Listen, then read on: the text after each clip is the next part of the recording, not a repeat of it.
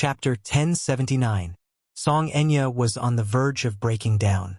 There were even a few times when she personally went to the entrance of the CEO's office in Dishing Building to block him. When he opened the door and saw her, he treated her like air and walked around her without even looking at her. She chased after him, but Wuxia entered the elevator as if there was no one there, closed the door and left her standing there. Song Enya was desperate and embarrassed. Did she really have to apologize to Yun Shishir personally before he would forgive her? Would he only talk to her? How could he be so cruel? How could he force her to such a state for a woman? She had been with him for more than 10 years. What was Yun Shishir to him? Could it be that her many years of relationship with Brother Mu could not compare to Yun Shishir? Was Brother Mu willing to use all means to protect Yun Shishir? It would be hypocritical to say that she was not jealous. In fact, Song Enya was so jealous of Yun Shishir that she could die. At the thought of how the man, whom she could only dream of, doted on her so much, her heart burned with jealousy. It was extremely unbearable. Song Enya said, Yun Shishir isn't sincere to Brother Mu. She's with Brother Mu only because she has her eyes on his net worth of billions. Brother Mu, think about it. Brother Mu is the only heir of the Mu group. In the future, he'll be the head of the Mu family. Just based on this point alone, many women would flock to Brother Mu. Oh, is that so? Song Yunshi expressed some doubts. In fact, although he did not know much about Yun Shishir, he had met her once before. When he saw Yun Shishir, her eyes were extremely clear. His eyes were very clear without any impurities. He was probably a very pure person. In fact, if not for the entanglement between Song Enya and this woman, if he and Yun Shishir were to get to know each other again, perhaps he would not hate this woman. Moreover, he had thought it through carefully after the incident. Given Song Enya's arrogant and unruly character, perhaps she had provoked Yun Shishir first. His niece had been spoiled since she was a child, so he knew her best. She liked to kick up a fuss without reason. Perhaps she was the one who bullied Yun Shishir first. Of course, he could only keep this thought to himself. After all, Song Enya was his younger sister. He could not help anyone but her. The next day, Yun Shishir was caught as soon as she arrived at the company. Qin Zhou angrily dragged her into the office. As soon as he closed the door, he went straight to the point and asked her, I heard that something happened to you the day before yesterday? Ah? Yun Shishir was taken aback by his question, which came out of nowhere. She was truly baffled by it. Did Kong Xiaoqian invite you to dinner the day before yesterday? Qin Zhou asked in detail. Yun Shishir was startled. Then she nodded and said, Yes. You went? Yes. Why are you so obedient? You just go when I tell you to? Are you stupid? Qin Zhou was furious as he tapped her head. You usually refuse to serve me a cup of tea. When someone dug a trap for you to jump into, you really jumped into it obediently? Yun Shishir, you usually look smart, but at the critical moment, your IQ has been fed to the dogs. Yun Shishir looked bitter. I didn't know that it was a Hongmen banquet. You didn't know? Haven't you heard of Li Dongliang's reputation in the industry? He has ruined many female celebrities. If you're any dumber, you'll be next. Qin Zhou was furious. Chapter 1080. Yun Shishir was stunned and said, Kong Xiaoqian only told me to meet an investor. She didn't say who it was. Also, I don't know what Li Dongliang's reputation is. Qin Zhou was speechless. Didn't I tell you that this industry is very messy? Also, without my order, you went to dinner without my permission.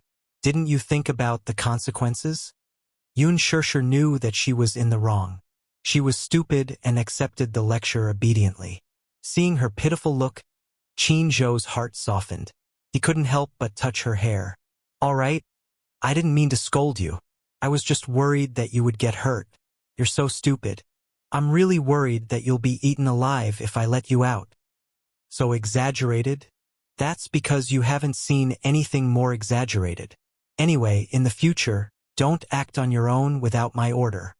Qin Zhou paused and suddenly smiled. But you're really good. You stabbed him with a pair of scissors. I heard that if you were a little more biased, Li Dongliang would have no descendants. Yun Shishir stuck out her tongue. Who asked him to offend me? Serves him right. You're still laughing. If Chairman Mu hadn't suppressed this matter, you would have been killed by Li Dongliang. Qin Zhou couldn't help but scare her. Yun Shirshir was really shocked. He's so powerful? What do you think? Do you know who's backing worldwide? What? Dream Fund. Isn't that the charity fund founded by Wu Lianjie? Yun Shirshir was a little confused. Charity fund? That's because you don't know. This Dream Fund is just a financial institution that launders money in the name of charity. There are many big shots behind the Dream Fund, both in the government and in the underworld. Wu Lianjie is just the spokesperson. The big shots behind him are the real masters. On the surface, the Dream Fund is a charity organization. But behind the scenes, there are many underworld and legal forces fighting and killing. It involves the interests of many top tycoons. Of course, these can't be said out loud.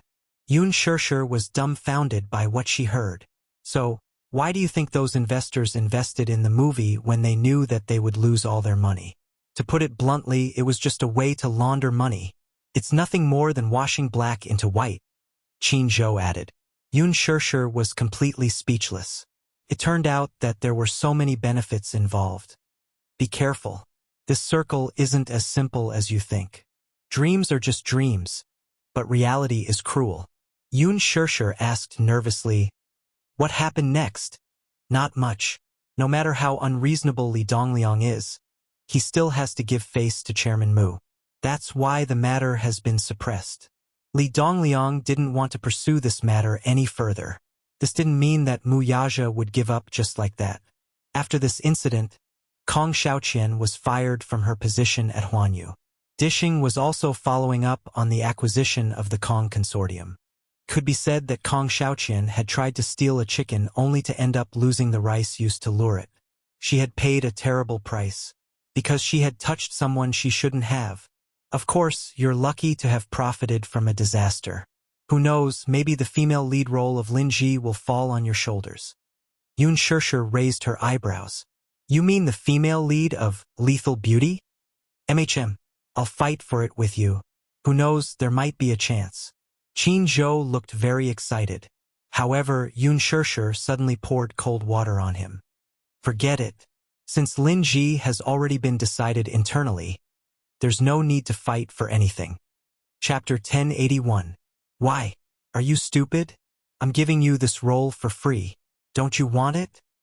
No, I don't want it. I want to play the second female lead.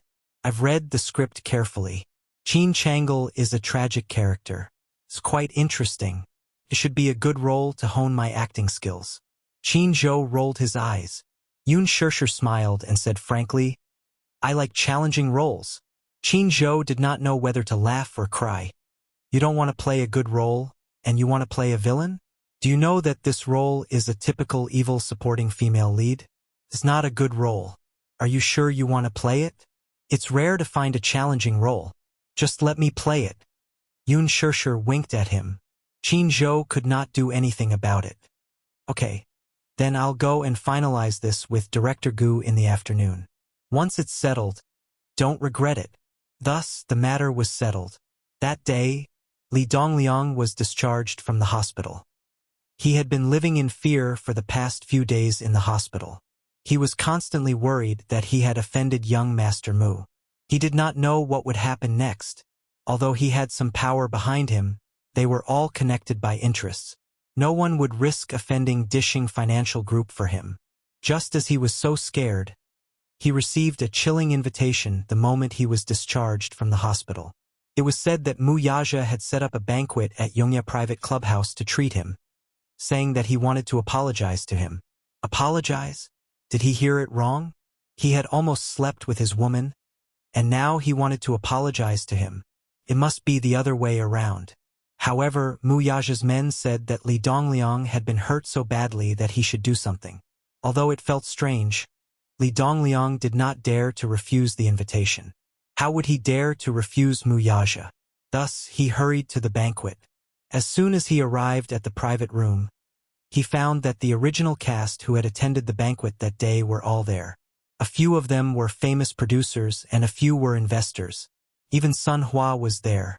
Li Dongliang looked around and felt that this banquet was not as simple as it seemed. Was it a Hongmen banquet? With this suspicion, he turned around and wanted to retreat. Just as she turned around and lifted her leg, she bumped into Muyaja, who had just entered the room. When Muyaja walked in and his tall figure appeared in the room, the large living room suddenly became extremely narrow. He was tall and straight. When he stood next to Li Dongliang, the difference in height was obvious. He was wearing a dark red shirt today, which made his handsome face look even more seductive, although the word bewitching didn't seem to be appropriate when used on a man. However, it was especially appropriate to use it on Muyaja. Ordinary people wearing clothes of this color would look very tacky. However, on his body it was very elegant. Especially on his handsome face, it was white and charming. Li Dongliang looked at him in a daze. This was his first time meeting such a distinguished person like Muyaja. When he thought about what had happened a few days ago, he felt an inexplicable sigh in his heart. When Muyaja saw him, a sly smile appeared on his cold face. His good-looking eyebrows raised slightly. "What's wrong? You're leaving? Chairman Mu, you're here. I was wondering if I should go to the door to welcome you," Li Dongliang explained, breaking out in cold sweat. Muyaja smiled coldly. "Haha, there's no need. You're injured. Sit down first." Chapter 1082. Minyu, who was standing next to Muyaja, could not help but snicker. Minyu's eyes lit up at the thought of the upcoming show. He was a little excited. Muyaja glanced at him coldly from the corner of his eyes. Minyu immediately calmed himself down and returned to his expressionless face. As Muyaja sat down at the table, everyone looked at each other. They felt that the atmosphere was particularly solemn, and they were very cautious. In the past, when the show started, there would be all kinds of chatter. However, now that Muyaja was there, these people were unbelievably quiet. No one dared to be the first to speak. Muyaja ordered a bottle of Chateau Lafite. He looked around and a devilish smile appeared on his handsome face. "Why aren't you talking? Young Master Mu, why are you suddenly hosting a banquet today?" An investor at the side asked carefully. "I invited all of you to come and play a game." Muyaja's words were concise, but his thin lips were faintly revealed in a hair-raising arc. It was a half-smile. The weather was still a little hot. However, when he smiled, the temperature in the room suddenly dropped to the freezing point. It was as if Rome was frozen. It was really chilling. Play a game? Everyone was confused. They looked at each other, but they could not figure out what Muyaja was thinking. It was unfathomable. Li Dongliang was the first to speak. "It's rare that young Master Mu is in the mood. Since young Master Mu wants to play a game, I'm looking forward to it. What kind of interesting game has gathered all of us here? Young Master Mu, as long as you say the word, we'll risk our lives to accompany you." "Ha!" Muyaja sneered. A cold light flashed in his eyes. "I'm sure everyone will like the program that I've arranged." His smile was like a gust of cold wind blowing past. Everyone was shivering from the cold. Some people were really not suited to smile, especially Muyaja. It had to be known that his face was usually cold and unsmiling. But now, when he smiled, it was cold and threatening. Although there was a sense of asceticism in it, when it fell into the eyes of the guilty crowd, they felt that there was something sinister about this smile. Cold man. At first, when they received the invitation, everyone was worried. They felt that something bad was going to happen. Sun Hua, in particular, felt extremely guilty. Logically speaking, a small fry like him shouldn't be invited by Muyaja personally. Looking at it now, he had a feeling that they were not here with good intentions. They had also heard that Yun Shirshir was Muyaja's woman. Could it be that this was really a trap? Was Muyaja planning to get back at her? The waiter opened the bottle of wine and poured wine for everyone. Muyaja raised the wine glass in his hand. Everyone immediately stood up in fear and trepidation. One after another, they made a toast and downed the dry red wine in the glass in one gulp. Li Dongliang looked at Muyaja's expression and fidgeted uneasily. After a long period of silence at the banquet, he suddenly felt a little uneasy. "Young Master Mu, what program did you prepare? What's the hurry?" Mu Yaja glanced at him from the corner of his eyes. Then he clapped his hands lightly. Soon, a group of people in black suits rushed into the private room. At the same time, they locked the door of the private room. The huge private room seemed to have become a cage that was hard to escape from. Mu Yaja suddenly stood up slowly. He walked to Li Dongliang's side and bent down slightly. Chapter 1083. "I heard that Mr. Li likes to play with women?" Li Dongliang opened his mouth as beads of cold sweat rolled down his forehead. "Ha ha! You must be joking, Mr. Mu. Men like to have some fun. I'm sure Mr. Li will like the next program." Then he turned around and sat down on the sofa gracefully. He crossed his legs and rested his chin on one hand. His expression returned to its usual coldness. A terrifying aura was emitted from his body. It was a dark, gloomy, and cold aura that filled every corner of the room. It was chilling. "Tonight, I've arranged a special program for Mr. Li and Mr. Sunday." Then, he glanced at Min Yu coldly. Min Yu took the hint and raised his head to signal him with a glance. A few men in black immediately stepped forward and surrounded Li Dongliang and Sun Hua. Li Dongliang knew that things were not going well. This was indeed a trap. Mu Yaja had called him here to prank him. Hence, he stood up nervously and looked at Mu Yaja. Mr. Mu, is there a misunderstanding between us?" "Misunderstanding?" Mu Yaja raised his eyebrows as if he did not understand. It must be because of that Yun Shirshir." Li Dongliang quickly begged for mercy. "Master Mu, she's just a woman. If you like her, I'll send you a few prettier ones next time." Why do you have to hurt our relationship because of a woman?" The more he spoke, the colder Mu Yaja's expression became. He did not dare to continue. "Mr. Li, you must be joking. I don't mean anything else.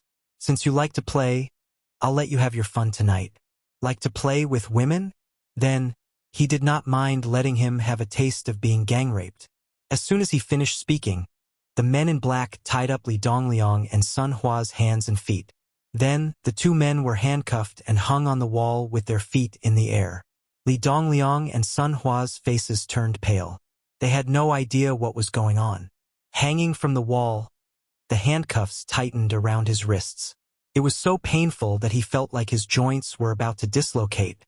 This was especially true for Sun Hua. His body was fat and he was at a disadvantage. Hanging like this, his feet left the ground, and he cried out in pain. Chairman Mu, what do you mean? What are they planning to do?" The man in black behind them pulled down their pants with a swoosh. With his white buttocks exposed to the air, Li Dongliang was extremely embarrassed. He did not know what Mu Yaja was trying to do to make them like this. "Chairman Mu, what do you mean? If I've done anything wrong, you can just point it out. You don't have to do this to us, right?" Li Dongliang and Sun Hua were in a sorry state after their pants were taken off. Everyone wanted to laugh, but because Mu Yaja was present, they had no choice but to hold back their laughter. Did young Master Mu invite them over just to watch the show? Mu Yaja said coldly, "Don't you like to play with women? Today I'll let you have a taste of being played. What do you think?" As soon as he finished speaking, Li Dongliang's face twisted. What did he mean? What did he mean by letting him have a taste of being played? Chapter 1084. The faces of the people at the table gradually turned red, and a wave of heat rose from their lower abdomens. Then they felt extremely restless. They had been playing very fiercely in private, so they did not immediately realize that the wine glass had probably been drugged. They had all been drugged.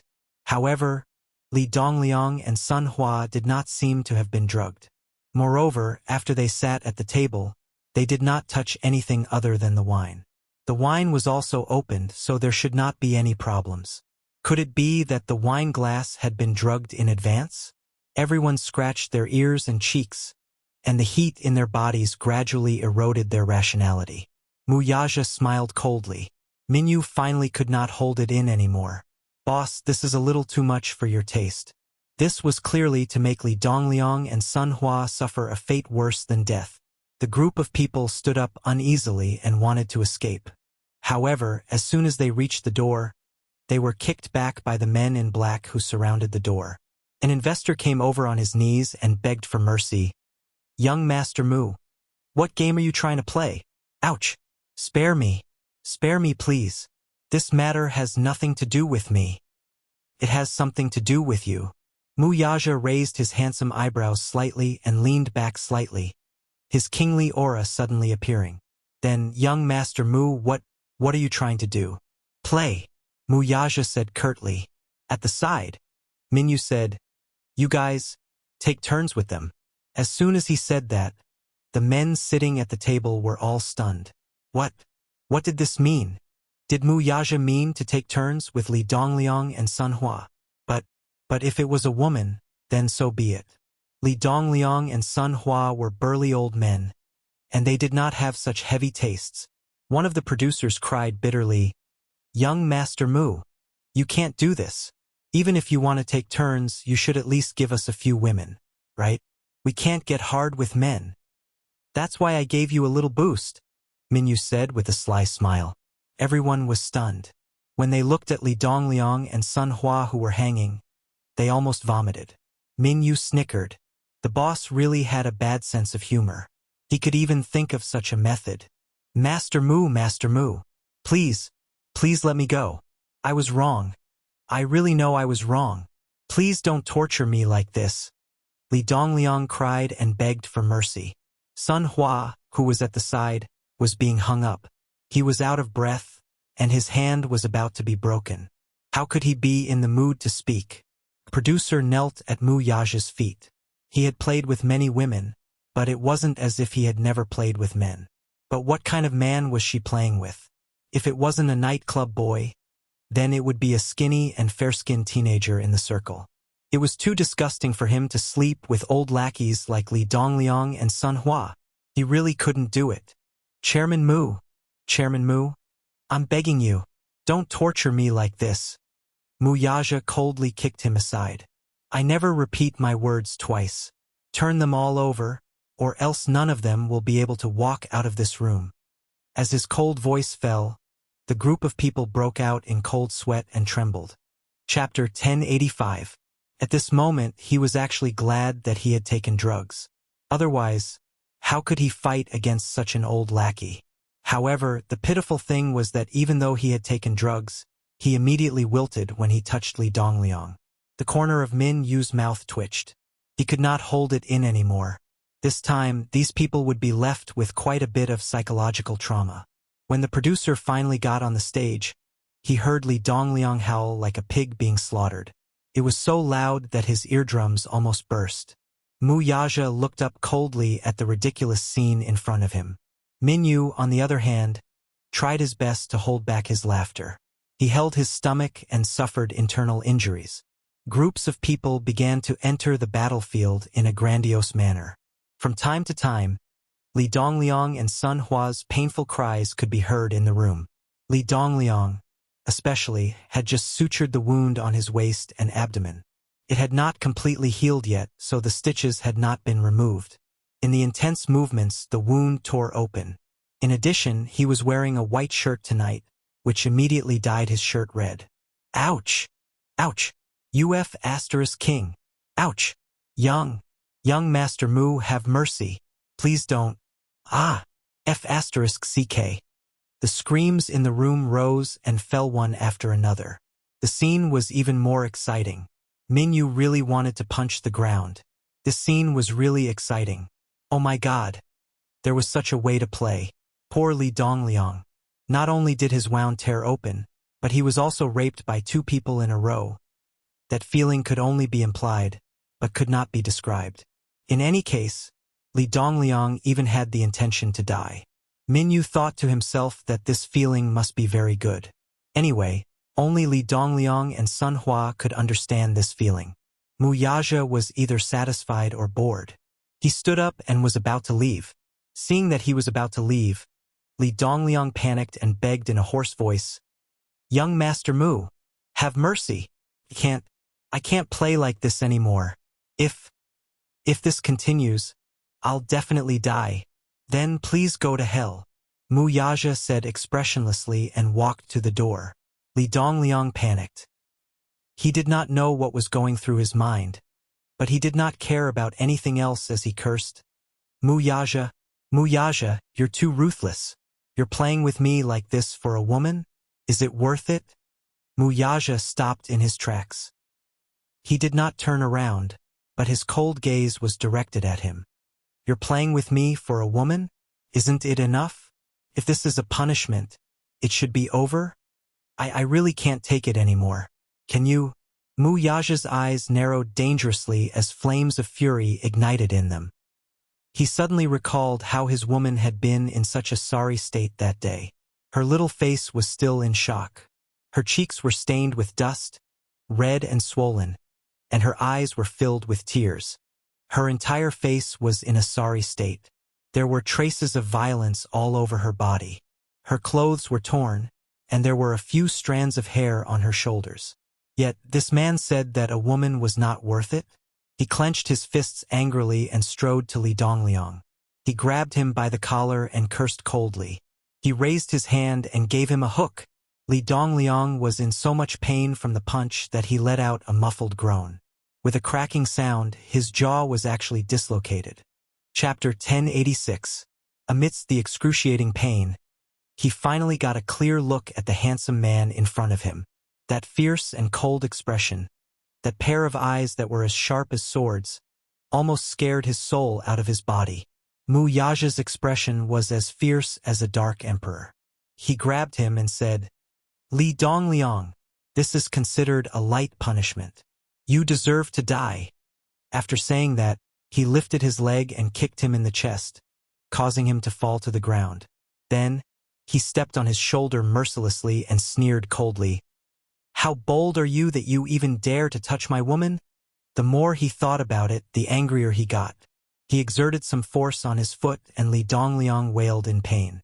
He cried and begged, Young Master Mu, please have mercy on me. Please have mercy. Mu Yaja looked down at him from above and snorted coldly. He wanted to kill him, but he was still hoping that he would show him some mercy. What a fool's dream. Li Dongliang looked at that cold and determined expression and felt a chill run down his spine. He couldn't understand why Mu Yaja would treat him like this for a woman. Young Master Mu, I really didn't know that she was your woman. I didn't get my hands on her. Did I? Mu Yaja bent down calmly. His eyes narrowed as he pulled out a gun from his waist and pressed it against Li Dongliang's forehead. His cold voice was like that of an Azura.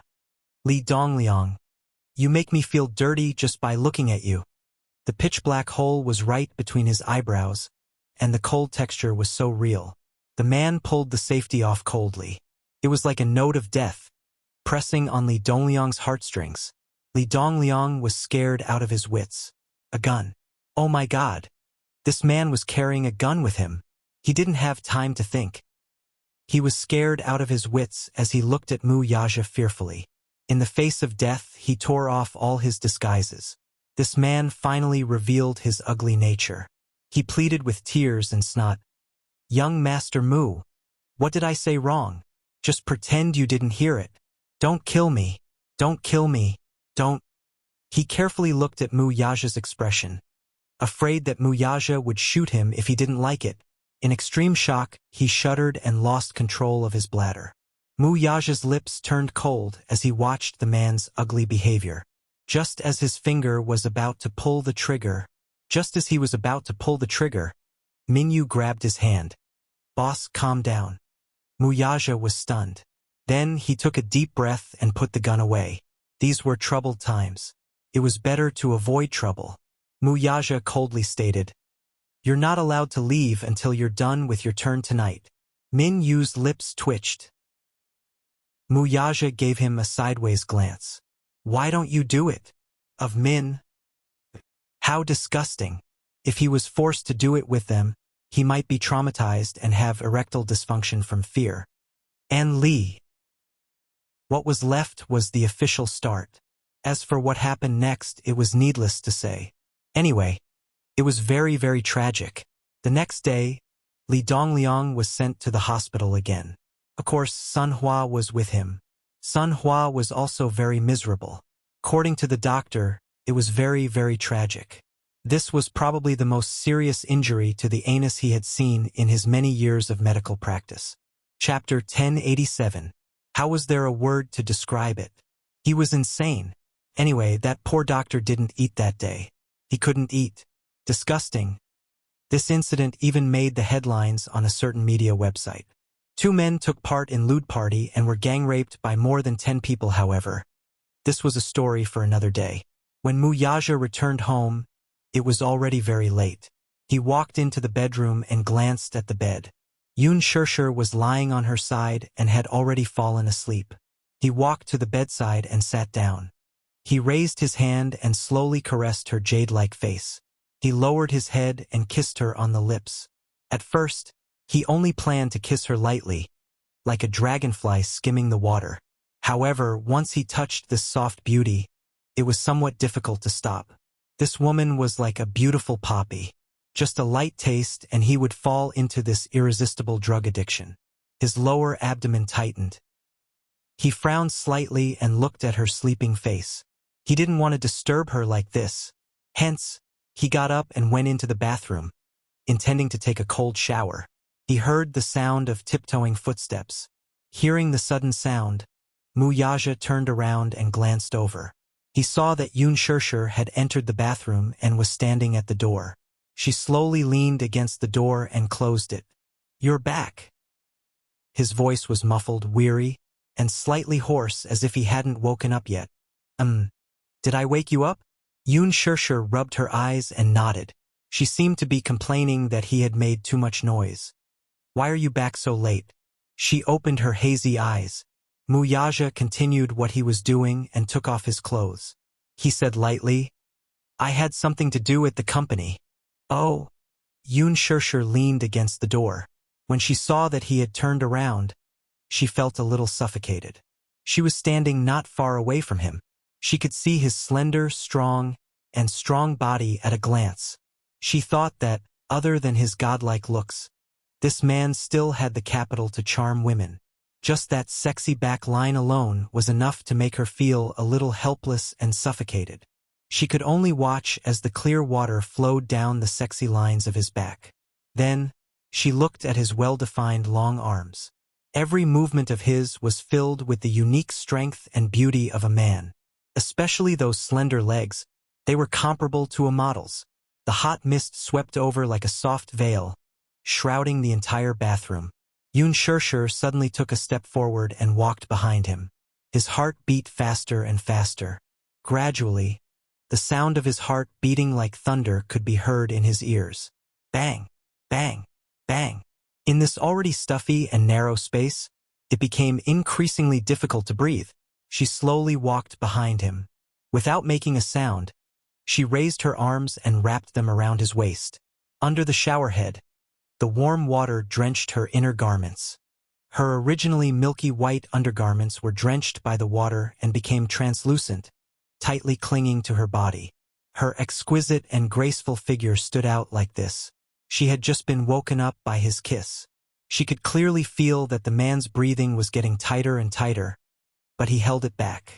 She understood that he felt sorry for her and couldn't bear to wake her up. Yun Shirshir tasted a trace of sweetness in her heart from being carefully cared for. Hence, she hugged him even tighter. Chapter 1088.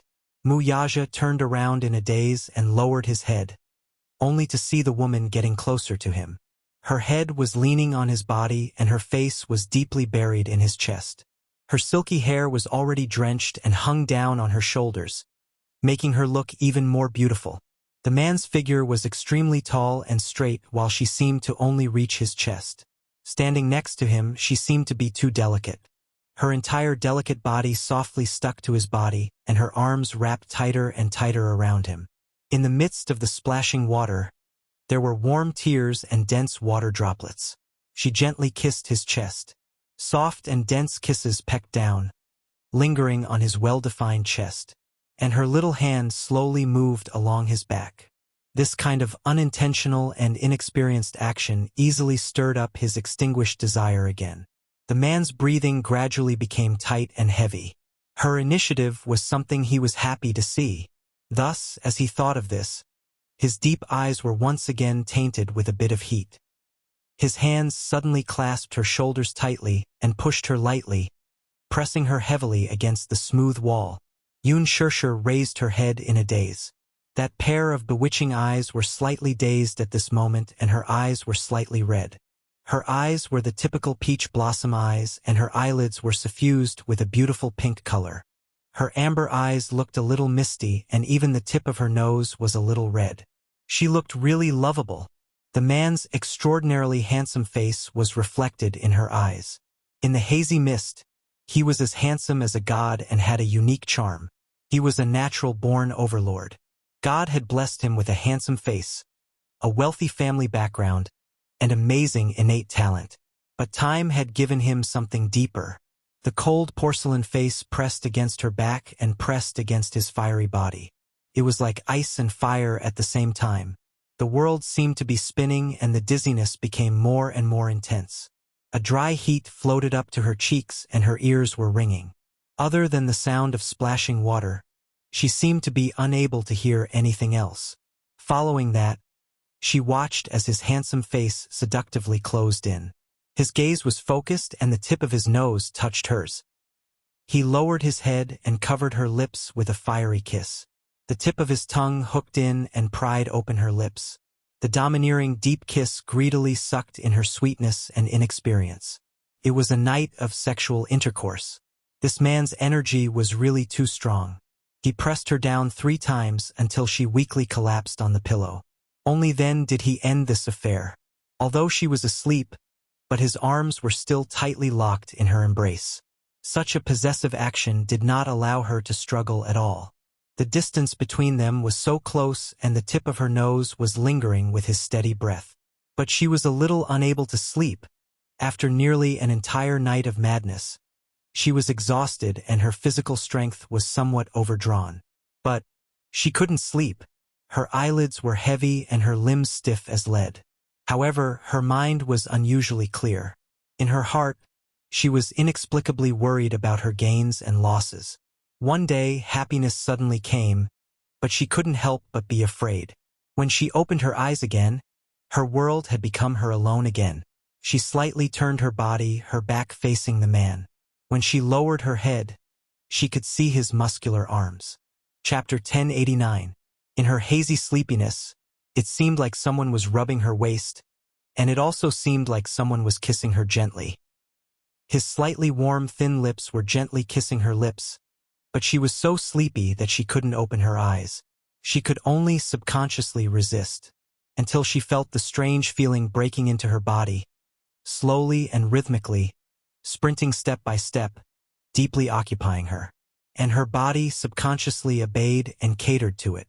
Yun Shirshir furrowed her brows in dissatisfaction and looked up blankly, only to see a silver necklace dangling from his sexy and well-defined collarbones. It was so mesmerizing that it could not be reasoned with. She opened her mouth, wanting to resist, but what escaped from her mouth was a broken moan. When the man saw that she had woken up in a daze, he lowered his head and viciously bit her lips, jaw, and neck.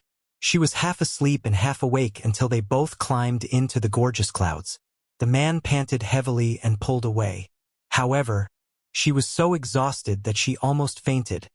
When she opened her eyes again, it was already close to noon. In fact, she had already woken up, but she was so weak that she couldn't even lift her arms. This man was too energetic, wasn't he? She was so tired. But why did he look like nothing had happened? His energy was so strong that it made people jealous. She originally thought that Wuxia would leave early in the morning, just like 2 days ago, leaving early and returning late. When she woke up, he was nowhere to be seen. When he returned at night, there was more or less the smell of alcohol on his body. He must have removed it from the table every time he came back. He seemed to be very busy, so busy that it was rare to see him except at night. It wouldn't be an exaggeration to say that he was busy every day, right? Wuxia entered the study room early in the morning. By the time he finished dealing with a lot of work in the company, it was already past noon. When he walked into the bedroom, He saw that the little woman was still curled up in bed, motionless. However, his eyesight was very good. When he walked in, his sharp eyes caught the moment when she hurriedly closed her eyes. It seemed that she had already woken up, but was so scared that she was like an ostrich that was curled up and pretending to be asleep. Was she being shy? He walked over and sat down by the bed, looking down at her. As if sensing that he was beside her, the little girl panicked. Her eyelids fluttered, her thick eyelashes trembled, and her eyes rolled around, but she still didn't open her eyes. Wuxia couldn't help but chuckle. Was this woman planning to stay in bed forever? He couldn't help but laugh, but his gaze was once again deeply attracted to her. Her hands were gripping the corner of the blanket, covering most of her face, only revealing a pair of eyes. Her black hair was scattered on the pillow, but in the dim light, it did not lose its soft and bright luster. As if she was afraid of attracting his attention, even her breathing was extremely soft, small and weak. Wuxia chuckled softly at this. Yun Shishir's heart skipped a beat and even her breathing stopped abruptly. Looking at her slightly unnatural expression, he knew that she was feeling uneasy at the moment. He was more or less harboring a wicked interest in seeing how long she was going to pretend, or perhaps he really wanted to do that in his heart. Wuxia reached out and gently lifted the corner of the blanket. He bent down and kissed her deeply, savoring her fragrance. Chapter 1090. As he kissed her more and more wildly, her whole body slowly stiffened. He was very satisfied with her reaction. He liked her shy response. His teeth teased and nibbled on the tip of her tongue. He swept his tongue across her lips and teeth and went deep into her mouth. He couldn't stop himself from kissing her.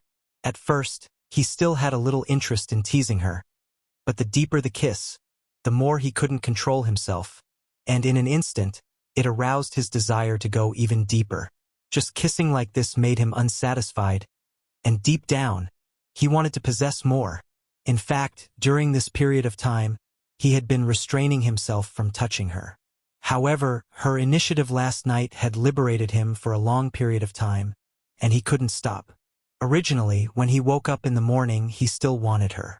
Seeing that she was sleeping soundly, he couldn't bear to disturb her. But now, he couldn't control himself.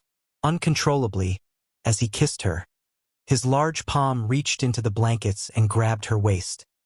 He pulled her body towards him, and the soft touch of her body made his heart tremble. His large hand wandered around her back, following her exquisite curves into the neckline of the bathrobe, and his target was precisely her.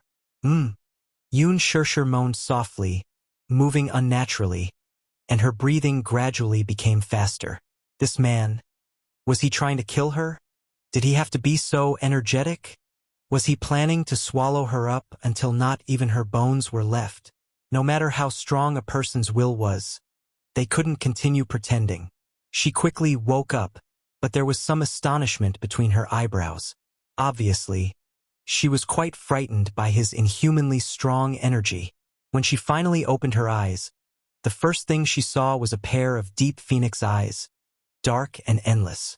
That breathtaking light, but also faintly revealed a sense of teasing. She narrowed her eyes again, avoiding his playful gaze, and pushed his shoulder in a complaining manner, her beautiful brows tightly knitted together. This action fell into the man's eyes, but it seemed to have the intention to stop. The rippling light in the corner of his eyes seemed to have been electrified. This woman, she was born to be a seductress. If it was in ancient times, she would probably cause chaos in the court. And he was the incapable ruler who was bewitched by her. What? You're finally willing to wake up? Wuxia looked up, pinched her cheeks, and lightly pecked her eyelids a few times. The smile on his lips had a hint of evil. His eyes were full of ridicule, but his large palm was messing around inside her clothes. She quickly grabbed his arm and shook her head. No. Her energy had been squeezed dry, so why was he still so energetic? Yes. He easily denied her and domineeringly pressed his lips against hers once again, lingering charmingly. The tall man's body pressed down on her body, but he was concerned about not hurting her. As for her feelings and resistance, he didn't have the time to care about it. His body, which had been suppressed for so long, was extremely tense and clamoring for her. His large palms forcefully grabbed her thighs and pulled them up. His strong thighs went between her legs and raised her butt. It was the sound of a belt being pulled. Heavens! Again? Chapter 1091. Like a drowning person grabbing onto a straw, she reminded him, Your phone is ringing. Wuxia's lips twitched as he ignored the incessant ringing of his phone. Don't bother about it. Yun Shirshir was startled. He bit her lips hard and said in a deep voice, Now you just need to look at me. Under the incessant ringing of his phone, he slowly sank into her. He pressed her down and did it a few times without any scruples. Initially, he was still restraining himself, but when the woman under him moaned softly, his movements suddenly became ferocious. On the soft, king-sized bed, at this moment, it was his world. He possessed her. Although she was exhausted and did not take the initiative to cater to him like last night, she still knew how to respond to him. In the depths of their passion, she only blindly buried her little face into his neck and endured it. She was simply like a wronged kitten, whining and moaning weakly from time to time.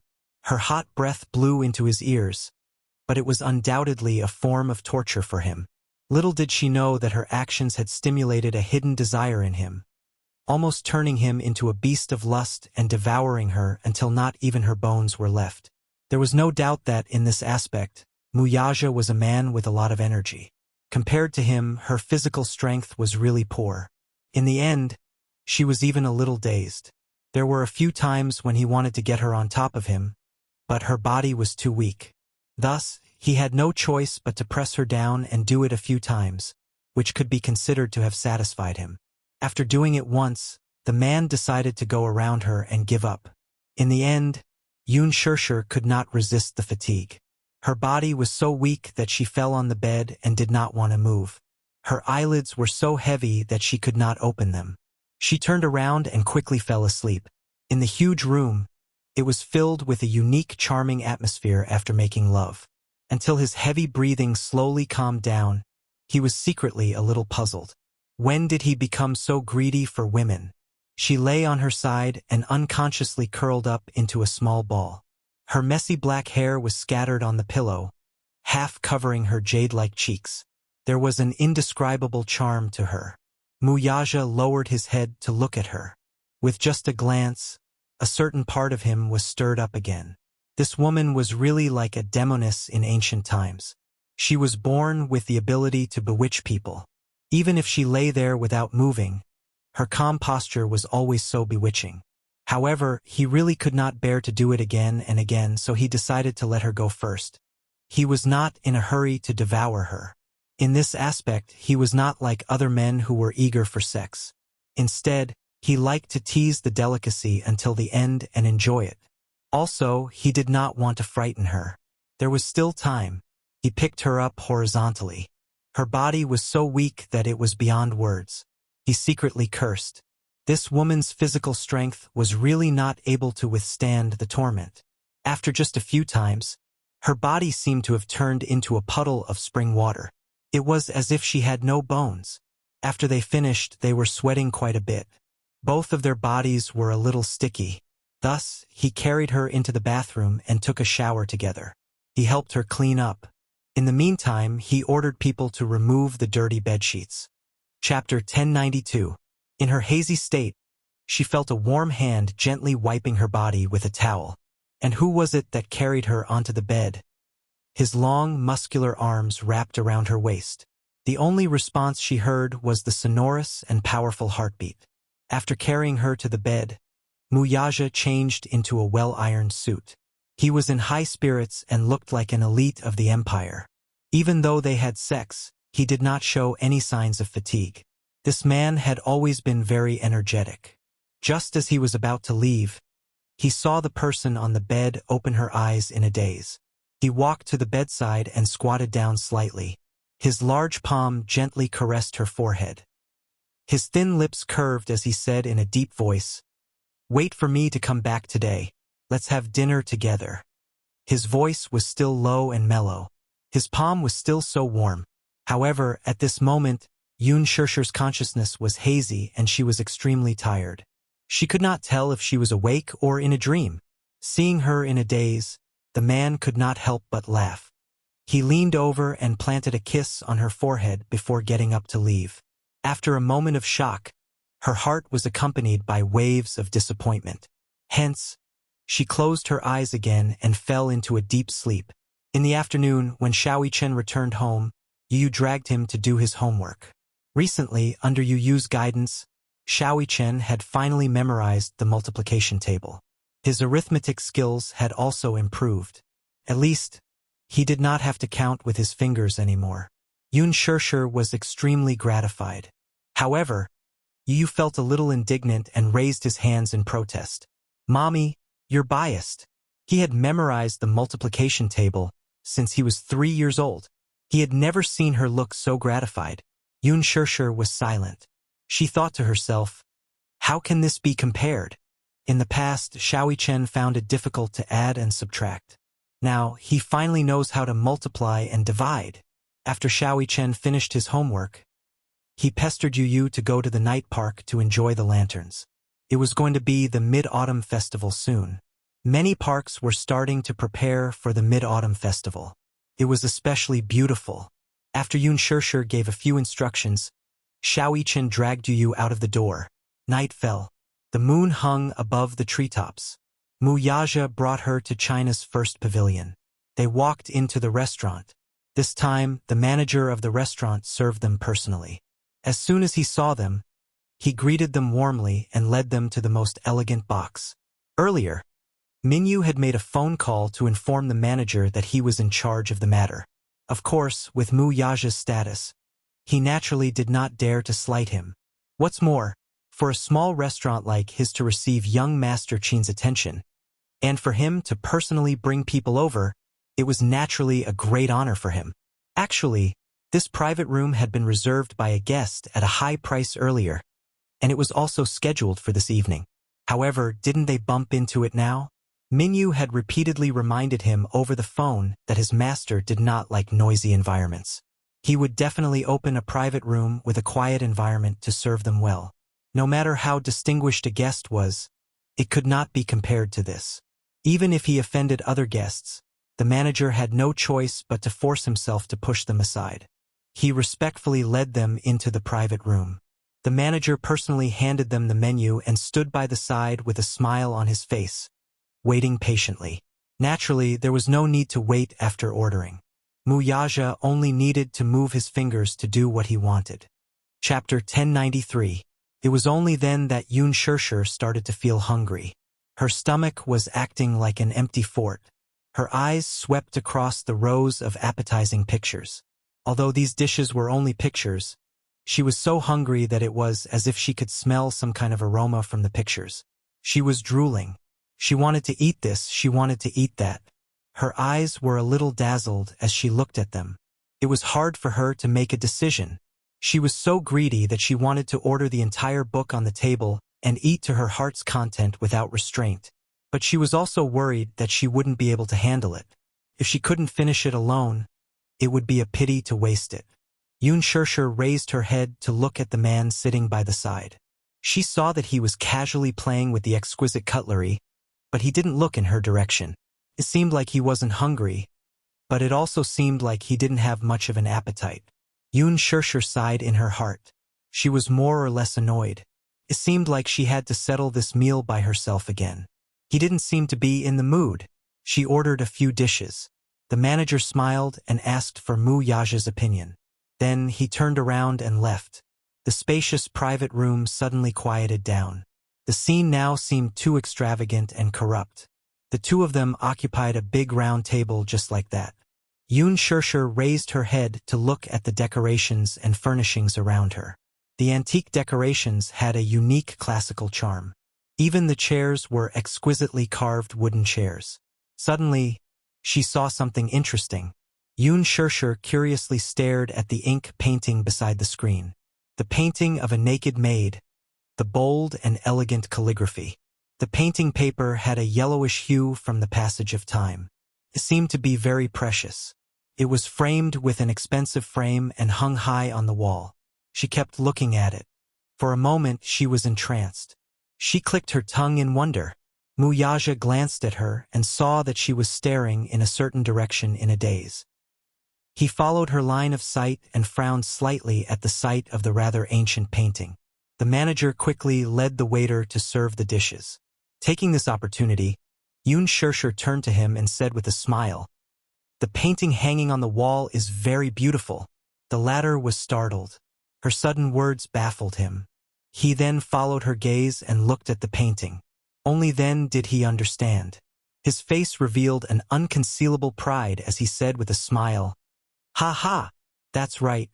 This painting is not only beautiful, but it's also extremely precious." Yun Shirshir blinked in confusion as the manager continued, "Ha ha! Do you know Gu Kaiji from East Jin Dynasty?" She shook her head. "Ha ha! Gu Kaiji was a very talented painter in history. This painting was one of his female historical proverbs, but it was his authentic work. It can be considered a precious collection." "This painting is from your collection?" she asked in surprise. The manager shook his head regretfully and explained, "If it's mine, why would I open this restaurant? This is from the collection of an old friend of mine who has a good relationship with me. He's the same as me. He likes rare scrolls and is also an antique collector. I heard that this painting was specially bought from England at a high price for his private collection. He often comes here, so he lent me this painting to hang in this private room. It's considered to be his face." Chapter 1094. However, he was not the owner of the painting, so he could not make the decision. Moreover, this painting was already rare and precious. How could it be bought with ordinary money? Moreover, this painting was his old friend's lifeblood. He treasured it so much that he did not even bat an eyelid when the price was raised to an astonishing level. Soon, all the dishes were served. The manager greeted them with a few more words and then left. Yun Shirshir was already craving for it. She picked up her chopsticks and wanted to pick up the sweet and sour pork ribs. However, her chopsticks were not very smooth and she was very unfamiliar with them. The pork ribs were slippery and she could not pick them up no matter how hard she tried. For a moment, she looked a little embarrassed. He really did not give her face. She was a little sulky. She bit her lip and looked around. She had no choice but to pick up other dishes. Just as she lowered her head to taste the delicious food, there was suddenly a pork rib on her plate. She looked up in surprise and saw Wuxia put down his chopsticks and looked at her indifferently. Yun Shirshir's heart warmed because of this little consideration. Wuxia chuckled. "Eat more if you like it." "Okay." Wuxia picked up his chopsticks again. He was more or less hungry. She didn't know why, but her gaze was deeply attracted to his white and slender fingers. They were so beautiful.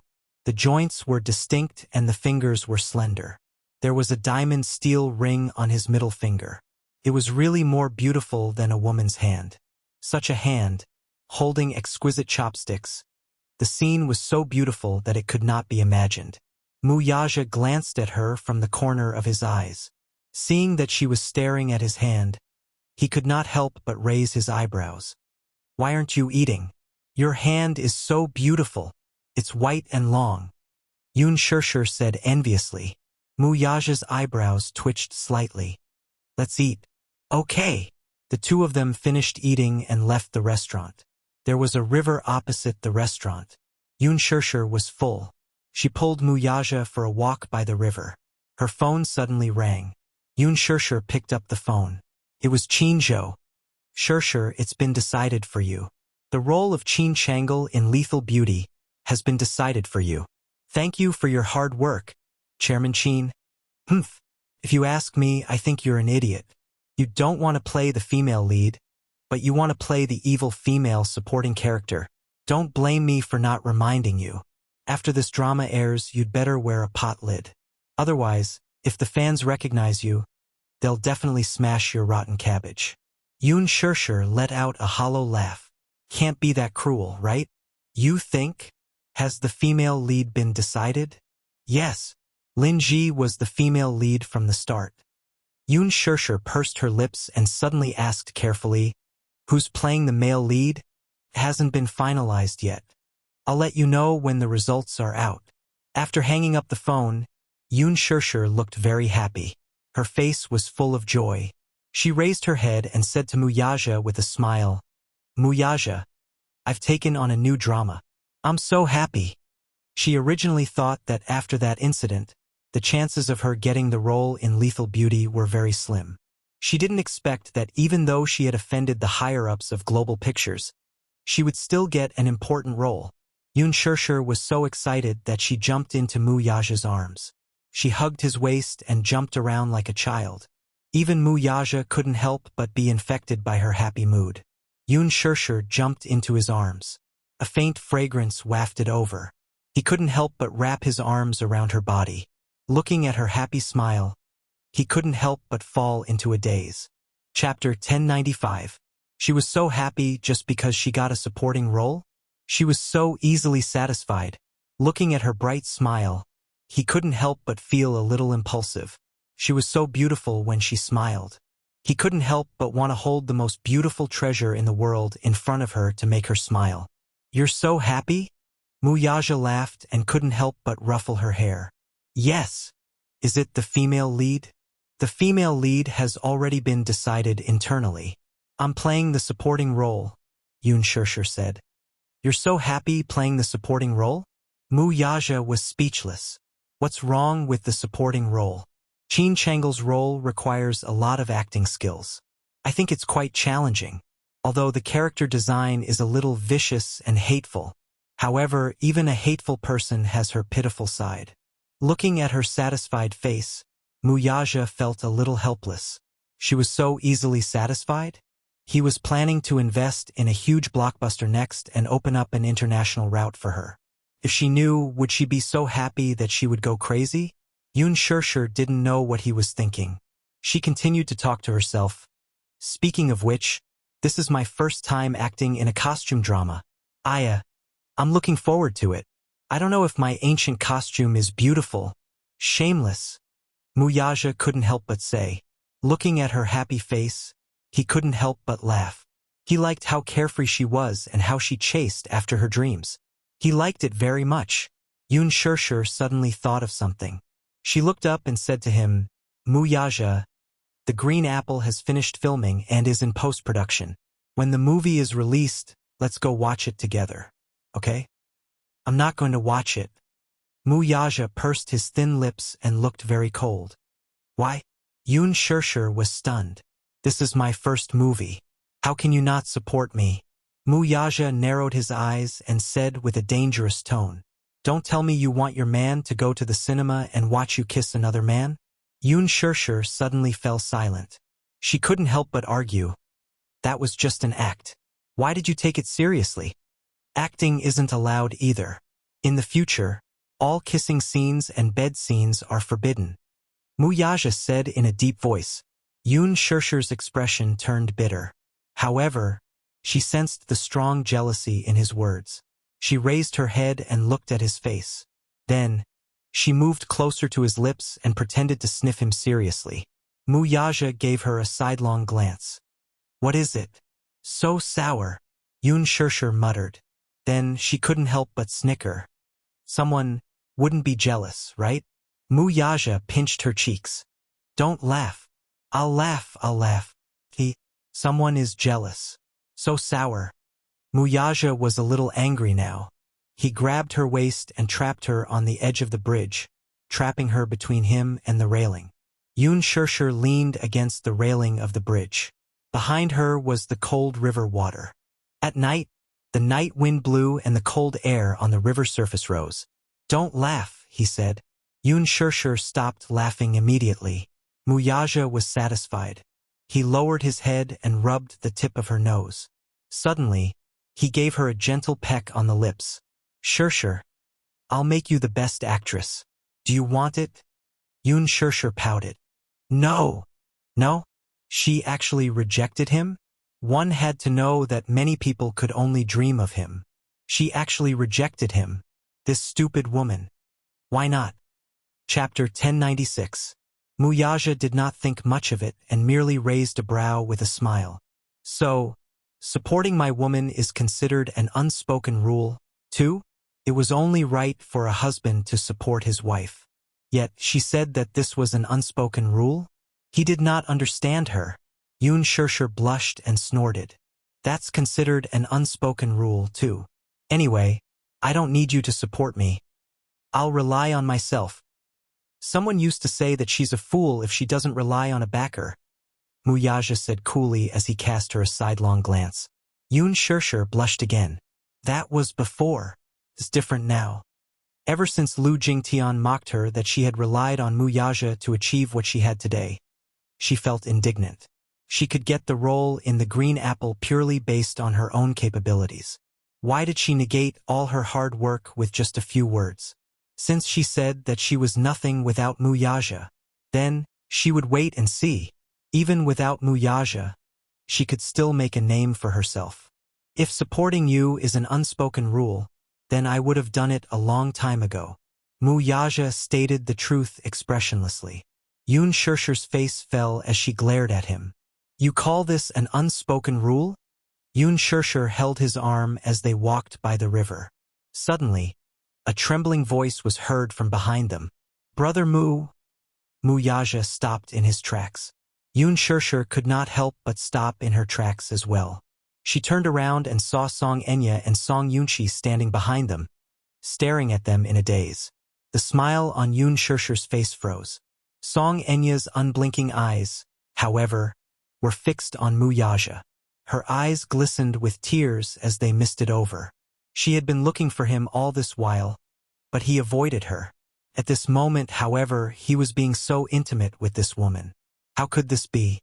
This was especially so when she saw Wuxia kissing her gently and even rubbing Yoon Shirshir's hair lovingly. In the past, he had only done such intimate actions to her. But now, he was giving his love and tenderness to another woman. She even said that she would make her the best actress? How much did Brother Mu like her for him to say such words? In the past, Wuxia could not be bothered to entertain her request for a role. Now, he was willing to use all means to help Yoon Shirshir rise to the top. Song Enya felt aggrieved and jealous at the same time. A wave of jealousy threatened to engulf her like a black wave. Now, she could clearly see the love in Brother Mu's eyes when he looked at this woman. It was definitely not fake. It was just that she was unwilling to admit it. How could they be so close? They were so close. They were so close that Brother Mu even said, "Is supporting my woman considered an unspoken rule?" When Wuxia saw Song Enya, the smile on his face faded a little. Song Enya's cold gaze landed on Yoon Shirshir. That pair of eyes seemed to be accusing her, but at the same time, they were like sharp blades slicing her body ruthlessly, as if they could not wait to cut off a piece of her flesh.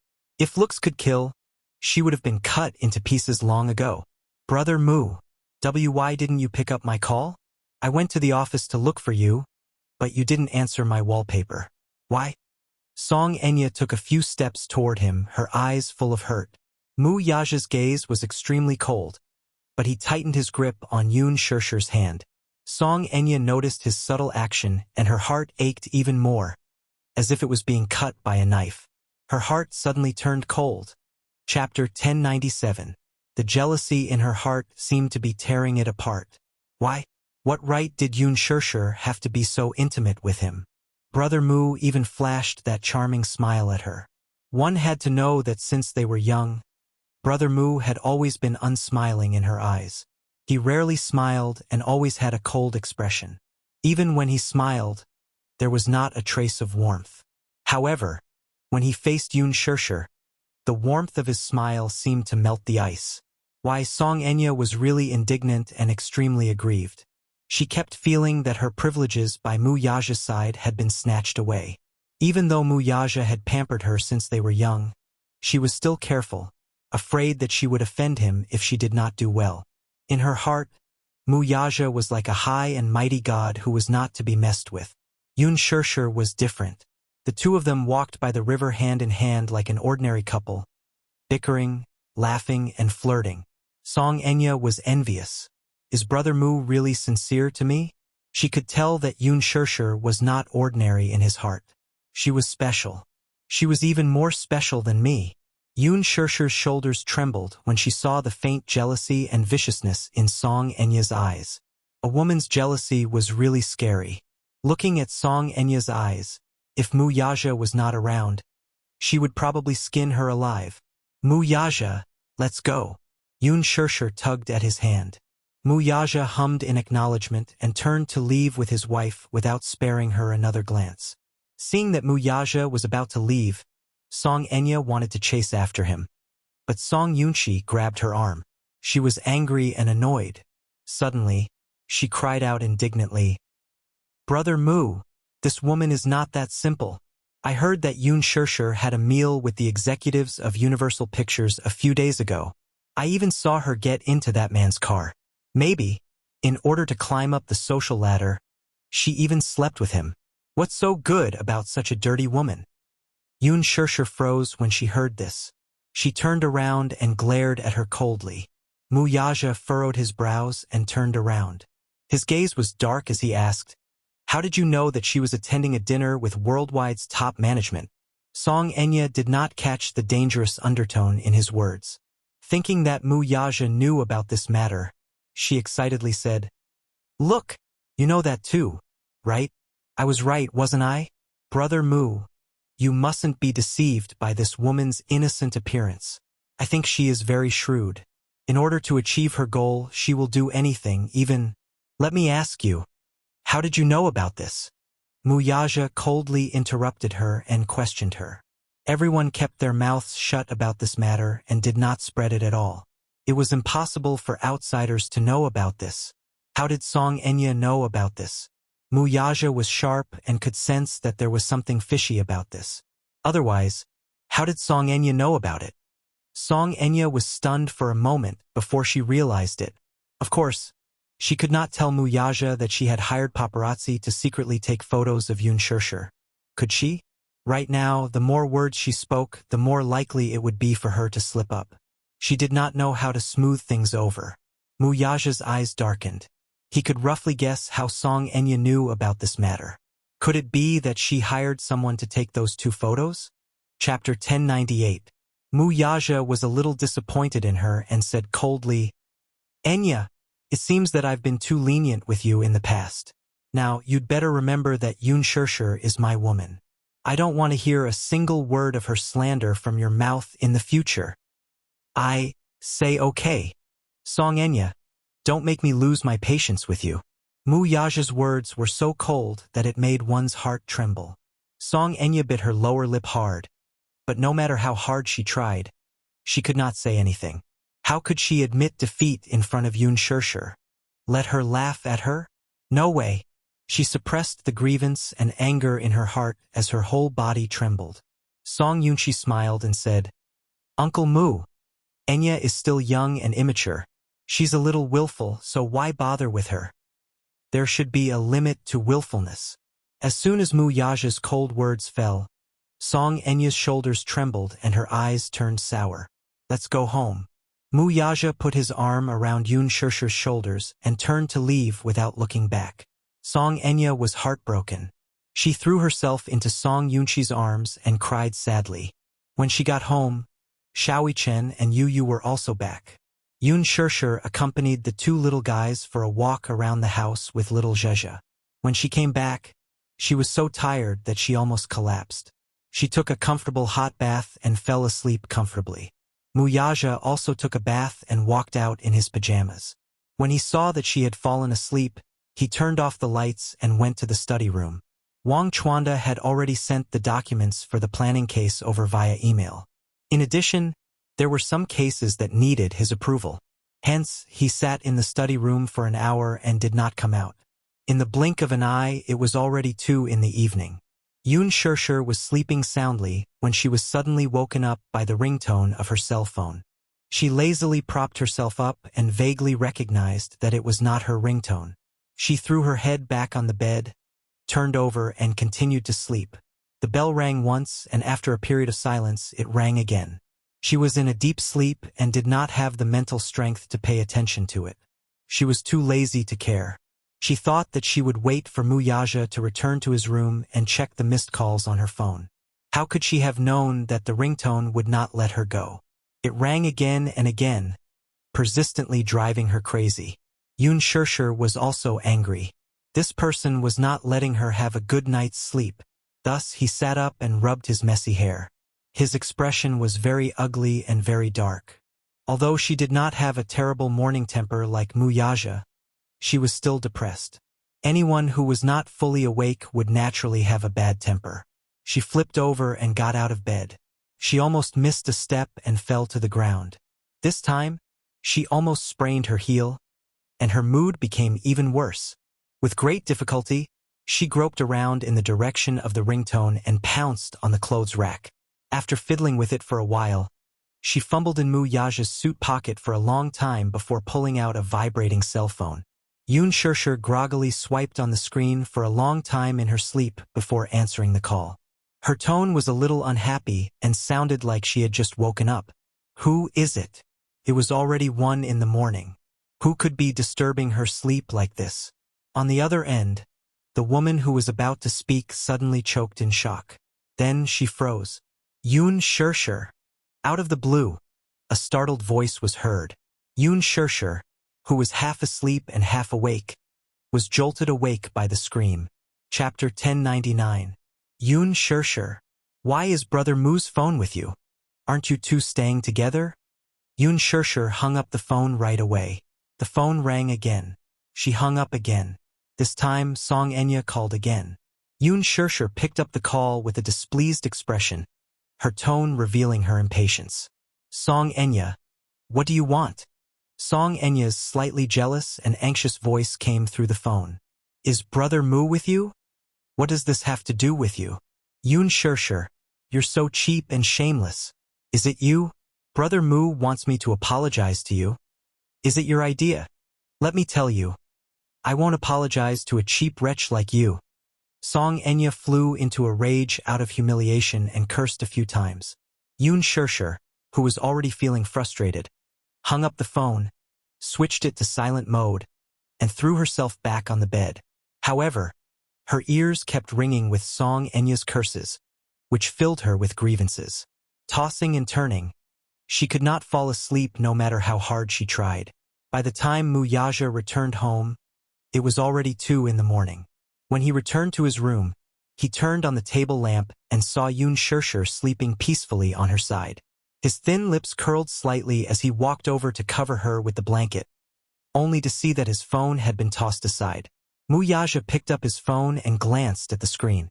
He saw that there were 25 calls from Song Enya, and 2 of them had already been answered. She picked up the calls? Then what did Song Enya say? Mu Yaja knitted his brows and walked to the balcony to return the call.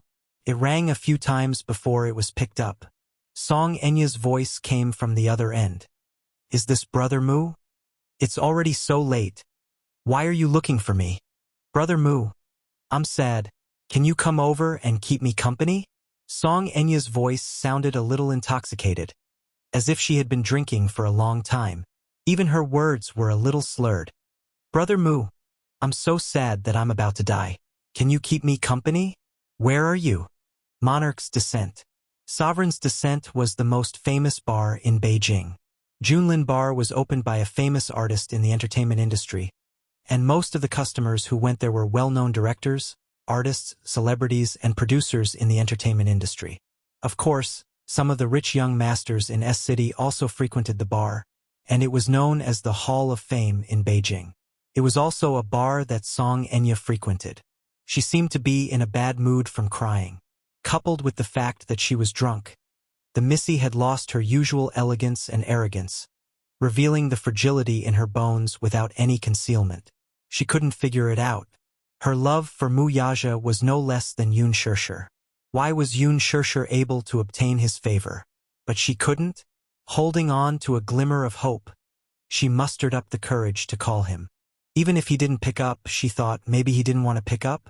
However, when she held on to such a humble hope and swallowed her pride to call him again and again, it was Yoon Shirshir who picked up the call in the end. It's already so late, yet he's with Yoon Shirshir? Could it be that Brother Mu isn't just playing around with this woman but is serious about her? Does he really like Yoon Shirshir? At that moment, Song Enya suddenly felt that she had lost all hope. Chapter 1100. He indulged her, and no matter what she wanted, he would satisfy it one by one. She had always thought that she would be the only woman he would dote on forever. Even if she did not have a status, she was willing to be by his side. She did not expect that her position by his side would be replaced by another woman. Yun Shirshir. He seemed to dote on Yun Shirshir more than he doted on her. He indulged her in everything. Yes, she was jealous. She was crazy jealous. Why? Why could Yun Shirshir have what she could not have so easily? This was not fair. The more she thought about it, the sadder she felt. She burst into heart-wrenching sobs over the phone. Mu Yaja could not help but frown and whisper, "Stop fooling around. Go home. Brother Mu, can you come over and keep me company?" She almost begged him humbly, "Just this once. Come over and keep me company now. Okay?" Mu Yaja remained silent. He turned to look at Yun Shirshir, who was lying on the bed, and a hint of coldness appeared between his brows. Her phone was suddenly snatched away from her, and a man's voice came through. "Hello, are you Enya's friend? She's dead drunk now. If she continues drinking, I'm afraid something will happen. She refuses to let anyone send her home and stays at the bar. If this continues, I'm afraid something will happen." Mu Yaja remained silent. The man continued, "Quickly come and take a look at Shinya. It's not a good thing to get drunk all day.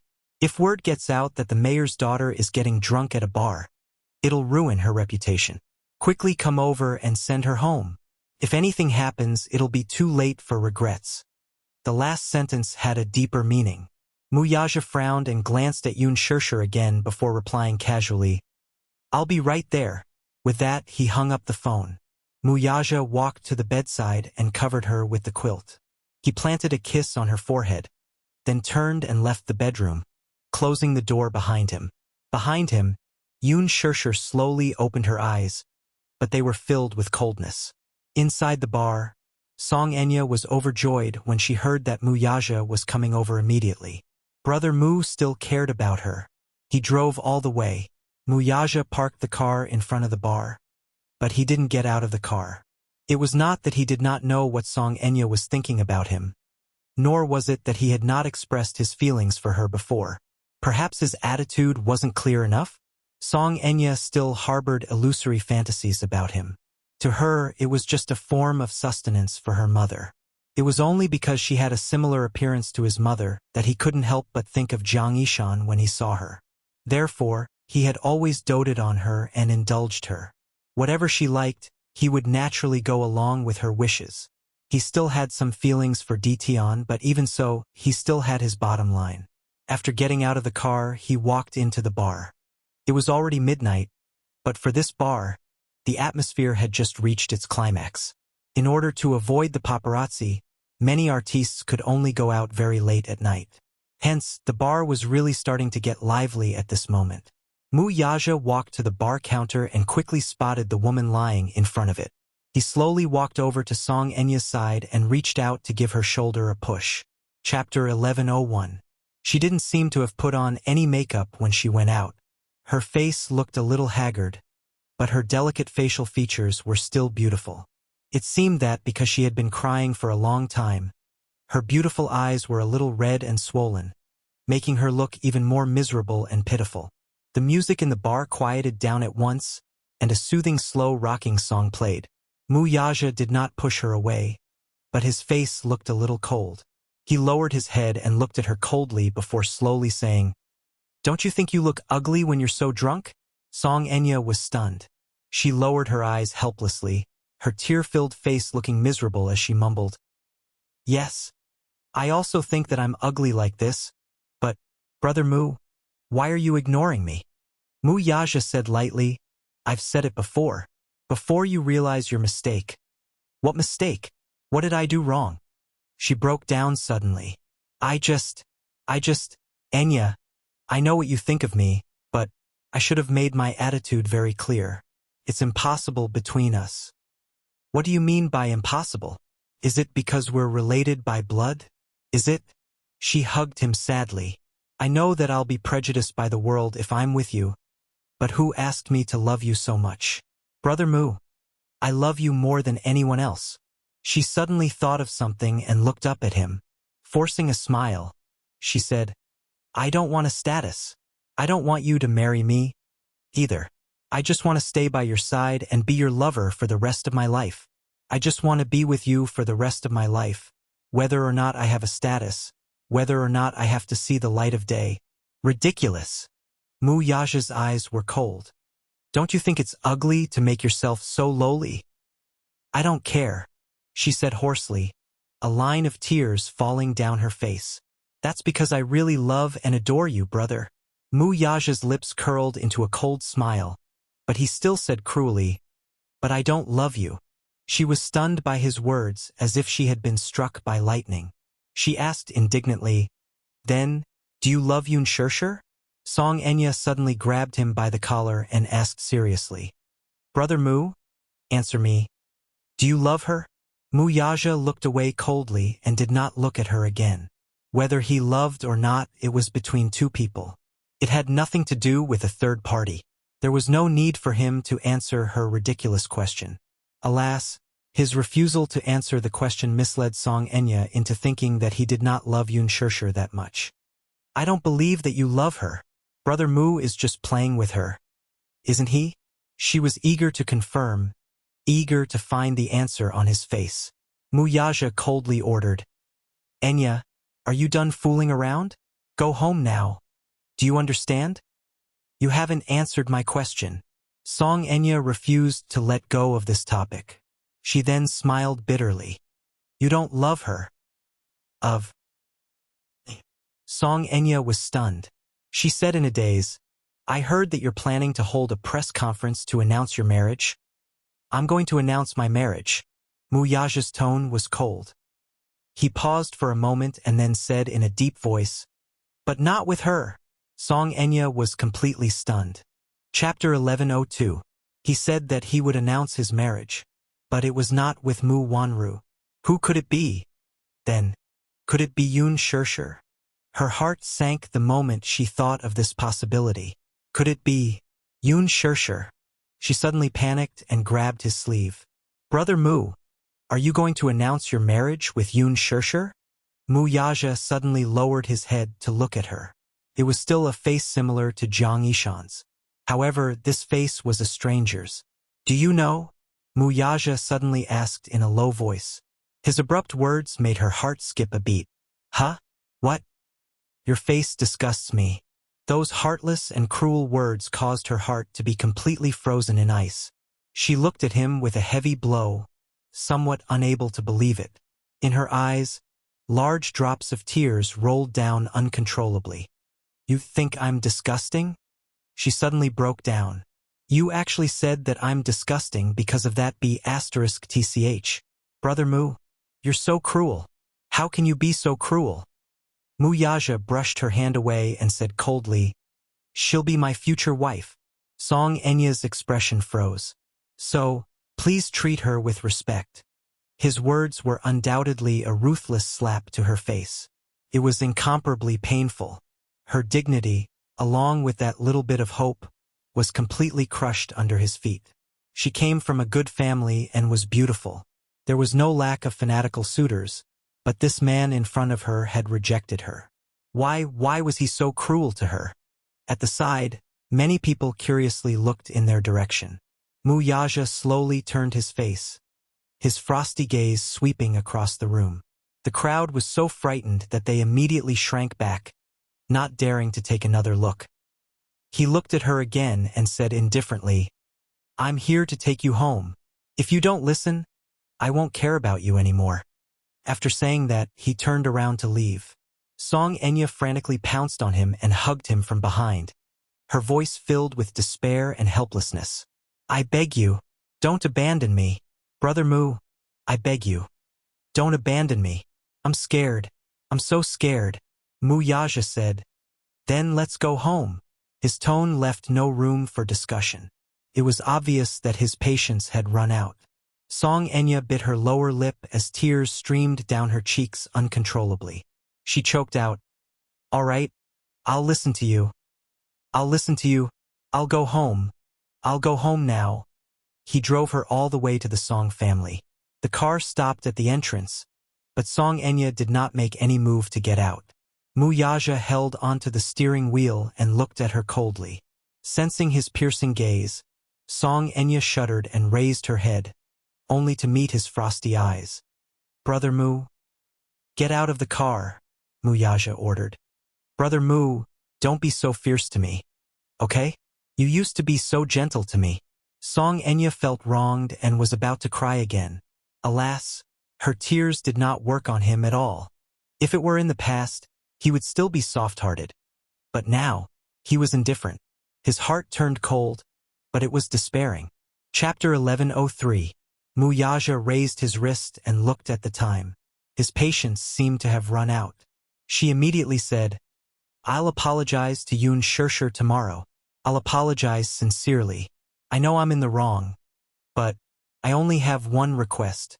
Can we go back to how things were before? Forget what I said today. Let bygones be bygones. Don't mention it again. Is that okay? Just treat it as a fresh start." Wuxia furrowed his brows. His face remained expressionless for a long time, but he did not reject her request, either. She was elated, knowing that he had agreed to it. Thus, she pushed open the door and got out of the car. Just as she closed the door, Wuxia stepped on the accelerator and the car sped away. He left so decisively. Song Enya's heart started to ache. Once she got home, she threw herself into the sofa and cried her heart out. She really could not think of anyone else who could occupy a place in such a proud man's heart. Yun Shirshir. What right did Yun Shirshir have to win his heart? Why couldn't she have it? She could not figure it out. She really could not figure it out, and she did not want to. She was already deep in the swamp and beyond redemption. When he reached home, Yun Shirshir was still sleeping soundly. She slept peacefully, but her blanket had been kicked to one side. A look of helplessness appeared on his face. He finally knew who Xiao Yichen had inherited her habit of kicking her blanket. Thus, he slowly walked to the bedside and sat down on the side. He could not help reaching out to pinch her cheek. She seemed to be unconscious in her sleep, but she was still keenly aware that someone was rubbing her face. She waved her hand in dissatisfaction, but Wuxia grabbed it. He gently bent his head and pecked her fingertips with his lips. He covered her with the blanket again and turned to leave. Wuxia stood in the back garden. Early in the morning, the beautiful morning light sprinkled down. He lit a cigarette, took a deep puff, and a thin wisp of smoke dissipated in the morning breeze. When Yun Shirshir woke up, she was awakened by Qin Zhou's ringtone. "There's an exclusive interview with Bazaar magazine tomorrow. Before the interview, you'll have to shoot a set of blockbusters. Arrive at the company before noon. You're not allowed to be late." Yun Shirshir's face was full of resentment. She walked to the window and looked out.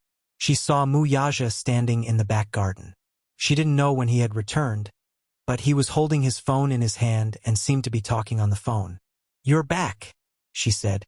Wuxia turned around and frowned. He had always paid attention to details. She said that he was back. Did that mean that she knew that he had gone out in the middle of the night? Yun Shirshir walked to the back garden and hugged him from behind. She smiled and said, "Why are you standing here alone in a daze?"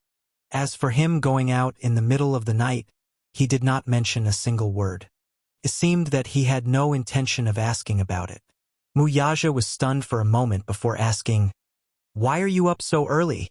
"I was woken up by Qin Zhou's call." She rubbed her eyes and looked resentful. "He called to inform me that there's an exclusive interview tomorrow and asked me not to be late." "Go back to sleep." "No." She acted coquettishly. "I just want to hug you." She felt inexplicably at ease when she hugged him. He did not say anything else. After a moment of silence, he suddenly said, "I'm going abroad tomorrow. I won't be back for about half a month." "Going abroad again?" She couldn't help but complain. "Fourth uncle called and said that he's looking for me." Wuxia turned around and scratched her nose. "Be good. I'll be back as soon as possible." Chapter 1104. The next day, Yun Shirshir was at Huanyu Tower for an important interview. In the waiting room, she flipped through the script for the love diary, while Ding Ning styled her hair. From time to time, she would look at Yoon Shirshir's tranquil face in the mirror and could not help teasing, "Shirshir, when will the filming of The Love Diary start?" After leaving the production team of The Green Apple, Yoon Shirshir signed Ding Ning as her personal stylist. Ding Ning was a top-notch stylist, but there were many factions in the fashion industry. They often schemed against each other and ostracized each other. To be able to get close to a superstar, one needed connections. Ding Ning had the skills. After all, she had won many makeup competitions. However, she lacked connections and was not scheming. Hence, she was ostracized and had no choice but to rush to the set. Ding Ning was overjoyed and grateful that Yoon Shirshir had signed her as her personal stylist and even offered her a high salary. Being able to become Yoon Shirshir's personal stylist was probably the luckiest thing that had happened to her since she entered the industry. Yoon Shirshir glanced at her and said, "Next month. We're still discussing the exact date." Mu Shi, who was browsing through her phone at the side, said with a smile, "I heard that Gu Xing's team has already thought of a couple name for Shirshir and Xingza. When the filming of The Love Diary starts, our Shirshir will be in the headlines." "What's the name?" Mu Shi's eyes lit up as she smiled. "The Lucky Couple. The Lucky Couple." Ding Ning heard that. Gu Xing's Xing, and Yoon Shirshir's Yoon. Xing Yoon and Xingza are the lucky couple. This is a good couple name. Ha ha ha. Actually, I also like watching The Love Diary and think that it's very interesting. The production team for this show is top-notch in the country. It's super heavyweight. Mu Shi suddenly cupped her face and said in a love-struck manner, "Sigh, I'm so envious of Shirshir. She can pretend to be a couple with Xingza. If it were me, I'd wake up laughing in my dreams. If it were you, Xingza would cry in his dreams." Ding Ning could not help but tease. Mu Shi pretended to be angry. "Hey, Ding Ning, you're not allowed to say that about me."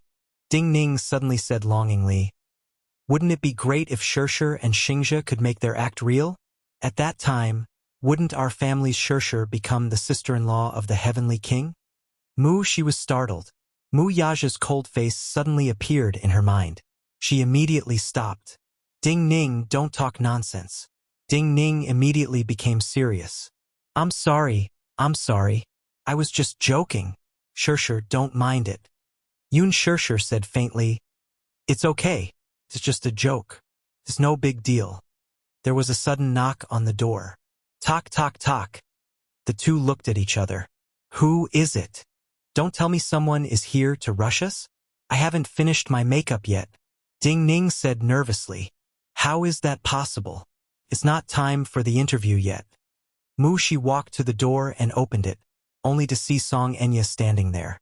She did not know who the other was, so she asked curiously, "Who are you looking for?" "I'm looking for Yoon Shirshir."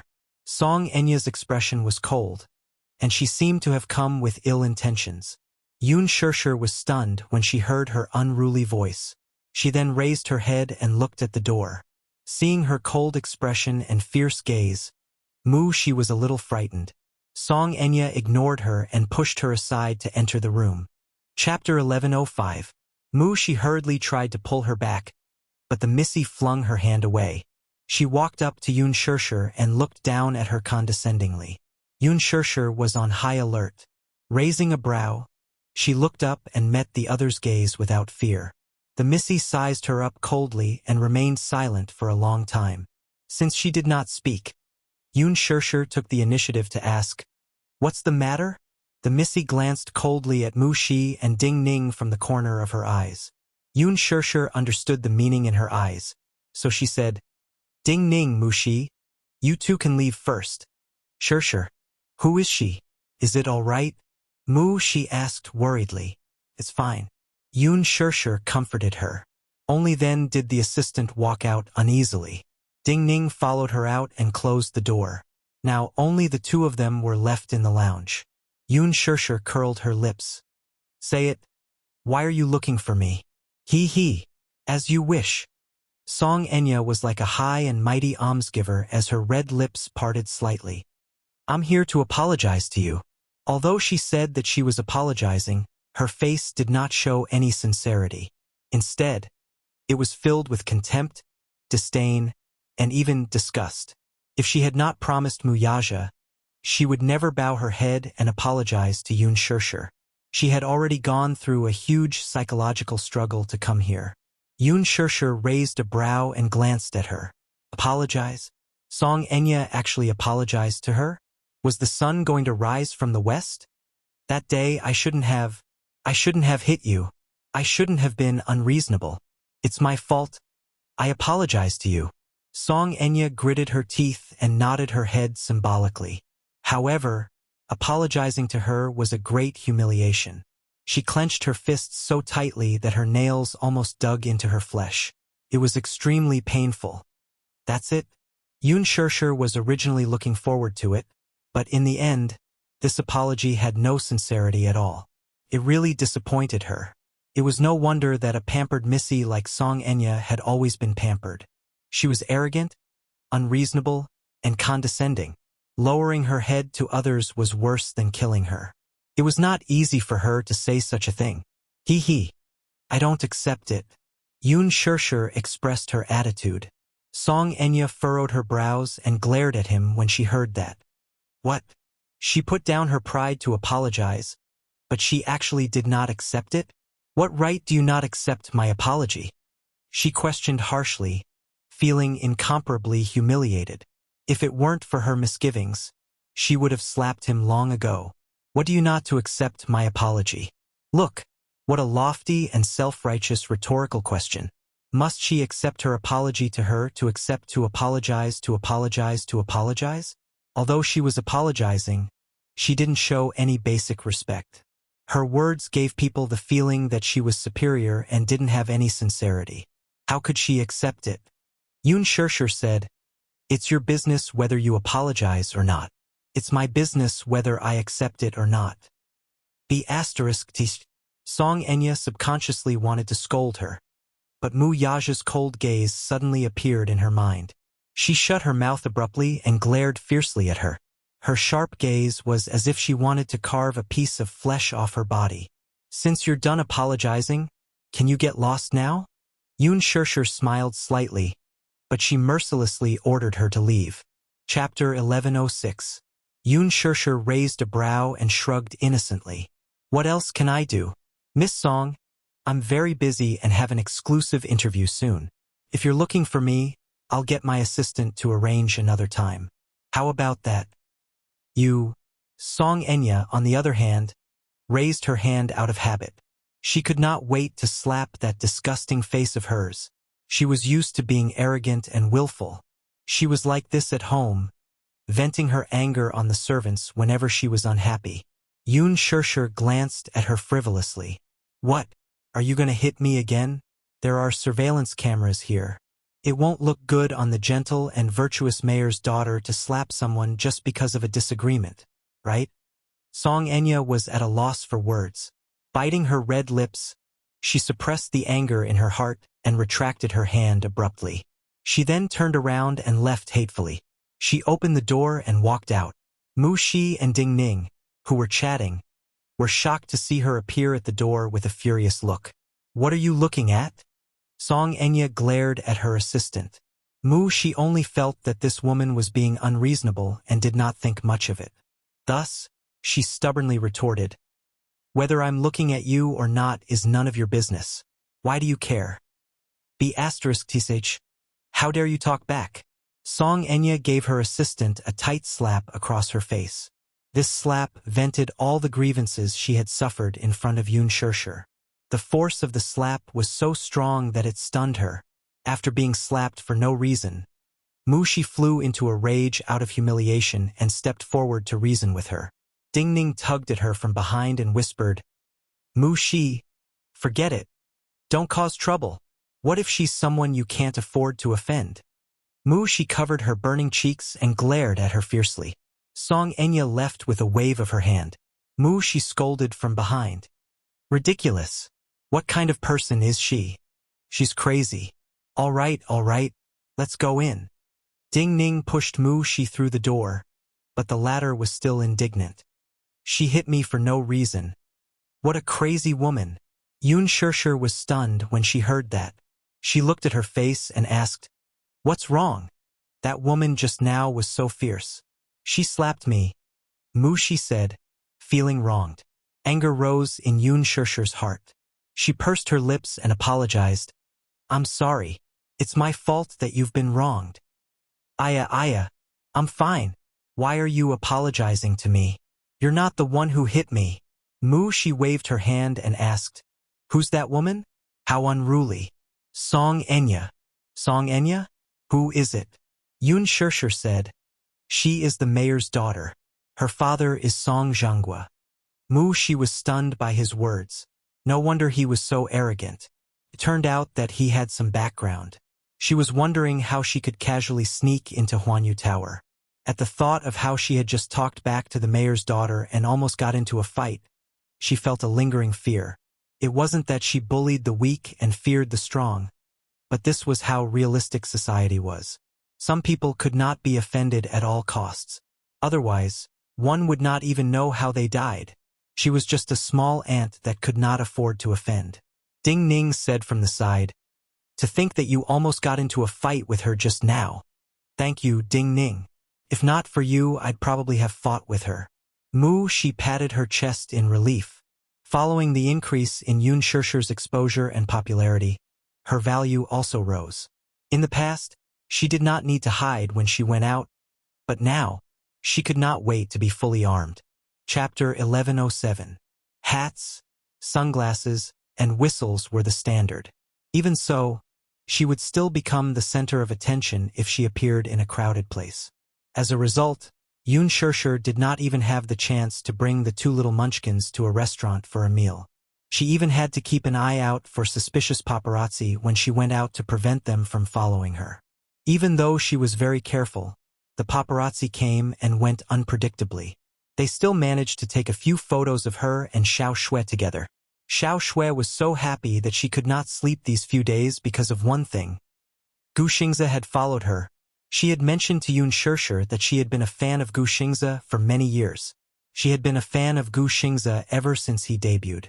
If Gu Xingze followed her for even a day, she would jump for joy. She had just mentioned it casually, but Yoon Shirshir had taken it to heart. After a show, she had asked Gu Xingze for help. Gu Xingze followed her. Xiao Shui did not notice it at first. Her Weibo was empty and she had very few followers. Most of them were zombie fans who came from nowhere. Hence, she did not deliberately look at any new followers. She only went on Weibo to look at the hot search list and Yoon Shirshir's Weibo. Other than that, she did not do anything else. Until she suddenly gained a few thousand followers overnight. Someone left a comment under one of her posts. "Wow, Gu Xingze actually followed you. Gu Xingze actually followed you.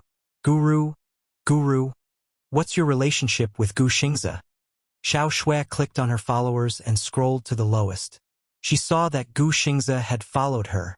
Gu Xingze's ID was his English name. She did not believe it at first and thought that she was dreaming. She rubbed her eyes repeatedly until she opened it and saw that it was really Gu Xingze's Weibo account. She then covered her face with her hands and danced with joy. "Shirshir, I love you so much." As soon as they met, Xiao Shui threw herself on her, holding her face and kissing her. Yoon Shirshir couldn't push him away. Xiao Shui was so excited that she couldn't sleep for a few nights. All she cared about was holding her phone and looking at Gu Xingze's account. She scrolled through his posts several times and smiled foolishly. She couldn't believe that Gu Xingze really paid attention to her. She would wake up laughing even in her dreams. Yoon Shirshir was suddenly a little afraid of her. If Xiao Shui knew that she was about to film the reality show, The Love Diary, with Gu Xingze, would she choke her to death? "Here, it's for you." Xiao Shui gave her a box of exquisite chocolates. Yoon Shirshir, on the other hand, did not like chocolate, so she gave it to her assistant. On this day, after the program ended, Yoon Shirshir rushed to the radio station for an exclusive interview. She sang the solo version of "You Are My Love Song" and ended the interview. The days passed in a busy but peaceful cycle, until a sudden assassination attempt alarmed her. In the afternoon, Li Hanlin called to ask her where she was. At that time, Yoon Shirshir had just finished a job and was on her way home. Li Hanlin asked her to go to school. His tone was extremely nervous, but he was still restraining himself. Yoon Shirshir could still catch an unusual tremor in his voice. She immediately ordered the driver to turn around and drive to school. The driver could also hear the nervousness and anxiety in her voice and sped all the way to school. Chapter 11:08. The police, armed to the teeth, were standing guard at the school gate to maintain order. The school gate was crowded with parents who had been notified of the incident. The police were constantly leading the students out of the school. The faces of the teachers and students, who were being escorted out of the school, were filled with panic and anxiety. Rather than panic, it was more appropriate to call it fear. Yes, fear. The children, especially, kept throwing themselves into the arms of their parents, who had been waiting at the school gate for a long time, and wailed in fright. Some, however, were at a loss. They did not know what had happened and could only look at the police cars surrounding the school gate in panic. Yoon Shirshir was a little stunned. She did not know what was going on, so she pulled a parent aside to ask. The parent, who was carrying the child, said in a panic, "There was a shooting incident in the afternoon. A student called and said that school was dismissed early. I only found out what had happened when I rushed over." With that, he left in a hurry. Shooting incident. Yoon Shirshir was stunned for a moment before she walked toward the school gate. Someone grabbed her arm all of a sudden. She turned around and saw Li Hanlin. He was tall and very conspicuous in the crowd. In his arms was Yoon Tian-yu, who was wrapped in a blanket. "Principal, come with me." Li Hanlin pulled her away and got into a bulletproof car. Li Hanlin only calmed down once they were in the car. Yoon Shirshir immediately took Yu from his arms. Under the blanket, the boy's face and lips were pale. He was obviously in extreme shock. He did not say a word, but his shoulders could not stop trembling. Yoon Shirshir hugged him tightly. "You don't be afraid. Mommy is here. Mommy will protect you. Mommy, mommy." His arms suddenly hugged Yoon Shirshir's waist tightly. His little face was buried in her chest, but his body was still trembling uncontrollably. Li Hanlin recounted what had happened. The incident happened in the afternoon. The first lesson in the afternoon was music class. Yu tidied up the textbook, but the music teacher was not there yet. He did not have a good afternoon nap, so he felt very sleepy and leaned on the table. However, the moment he fell to the ground, it really happened in that second. A fatal sniper bullet penetrated the window and left a hole. It whizzed past his hairline and accurately pierced the temple of his deskmate sitting next to him in a split second. In an instant, a line of red and white blood splattered on his face. Yu was startled by the sudden loud noise. He felt some warm liquid on his face, and when he touched it with his hand, his fingertips came in contact with sticky blood. His face instantly turned pale with fright. Sitting at the same table with him was a little girl. She was smart and always had a gentle smile on her face. Yu turned around and saw that the poor girl had a bloody hole in her head before she could understand what was going on. He didn't even let out a groan of pain. The expression on his face was still the same as when he was waiting for class. Just like that, he fell straight onto the table and died without knowing why. He could only watch helplessly as a life was lost in an instant right in front of him. What made him even more fearful was that if he did not suddenly feel sleepy and collapse, that bullet would have pierced his head. Chapter 11:09. The police speculated that the culprit was a serial killer. The culprit was probably someone with violent tendencies. After being provoked by the outside world or being mentally unbalanced, he displayed extreme antisocial behavior. Was that really the case, though? Yoon Tian-yu did not think so, though. Before the assassination, the culprit hacked into the school's security system, destroyed the CCTV, and even cut off the surveillance cameras within a few hundred meters of the school. This was a premeditated assassination. The location of the ambush should be at the abandoned building opposite the classroom. That abandoned building was 100 meters away from the school, yet it was the perfect spot for an ambush. Yoon Tian-yu was in a state of mental stagnation. This assassination was too sudden and caught him off guard. The culprit was definitely a well-trained killer. After the failed assassination attempt, the culprit escaped unscathed and did not leave any traces behind. Just as Yun Tianyu had guessed, this was almost a successful assassination attempt. He was only a few milliseconds away from death. Naturally, Li Hanlin would not tell Yun Shishir about Yu Yu's suspicions. He only told her that this was a school shooting accident. Yun Shishir hugged Yu Yu with heartache. The child was still so young, yet he had experienced such a terrifying shooting accident. He must be scared out of his wits. She kept comforting Yu Yu with her gentle voice. Only then did his fear gradually subside. The car drove back home. Yun Shishir carried Yu Yu into the bedroom. Just as she placed him on the bed, he suddenly jumped down from the bed, walked to the window and closed it tightly. He then drew the curtains. The entire bedroom was instantly engulfed in darkness. He walked to the door and locked it from the inside. His hands froze for a moment. Then, perhaps because he was too nervous, he relaxed all of a sudden. His whole body pressed against the door and slowly fell to the ground. His breathing was somewhat rapid and uneven. Yun Shishir hugged him with heartache and comforted him gently. Yu Yu, don't be afraid. It's all right now. Don't be afraid. Mommy is here. Mommy is here with you.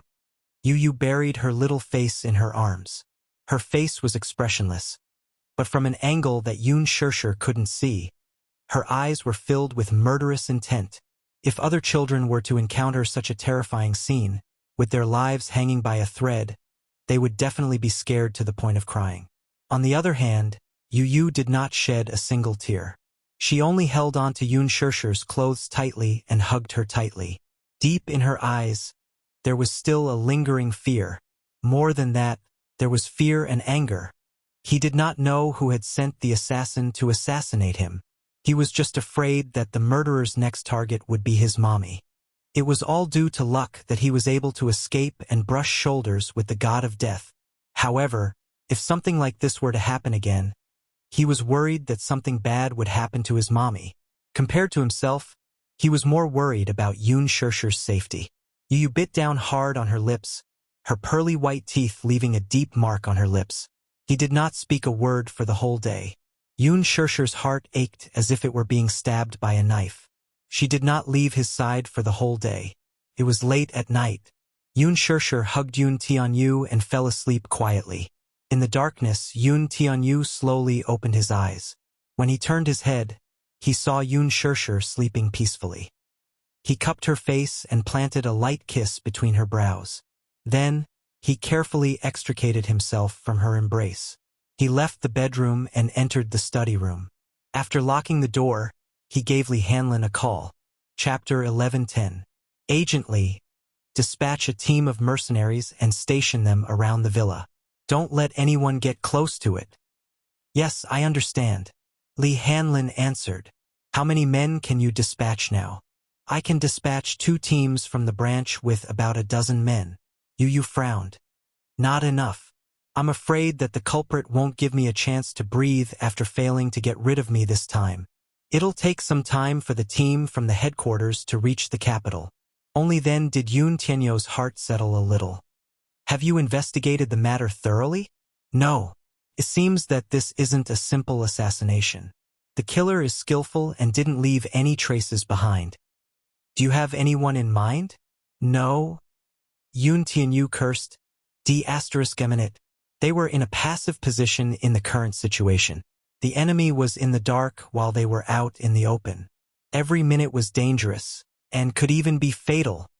I suspect that the culprit's target is most likely Mommy and me.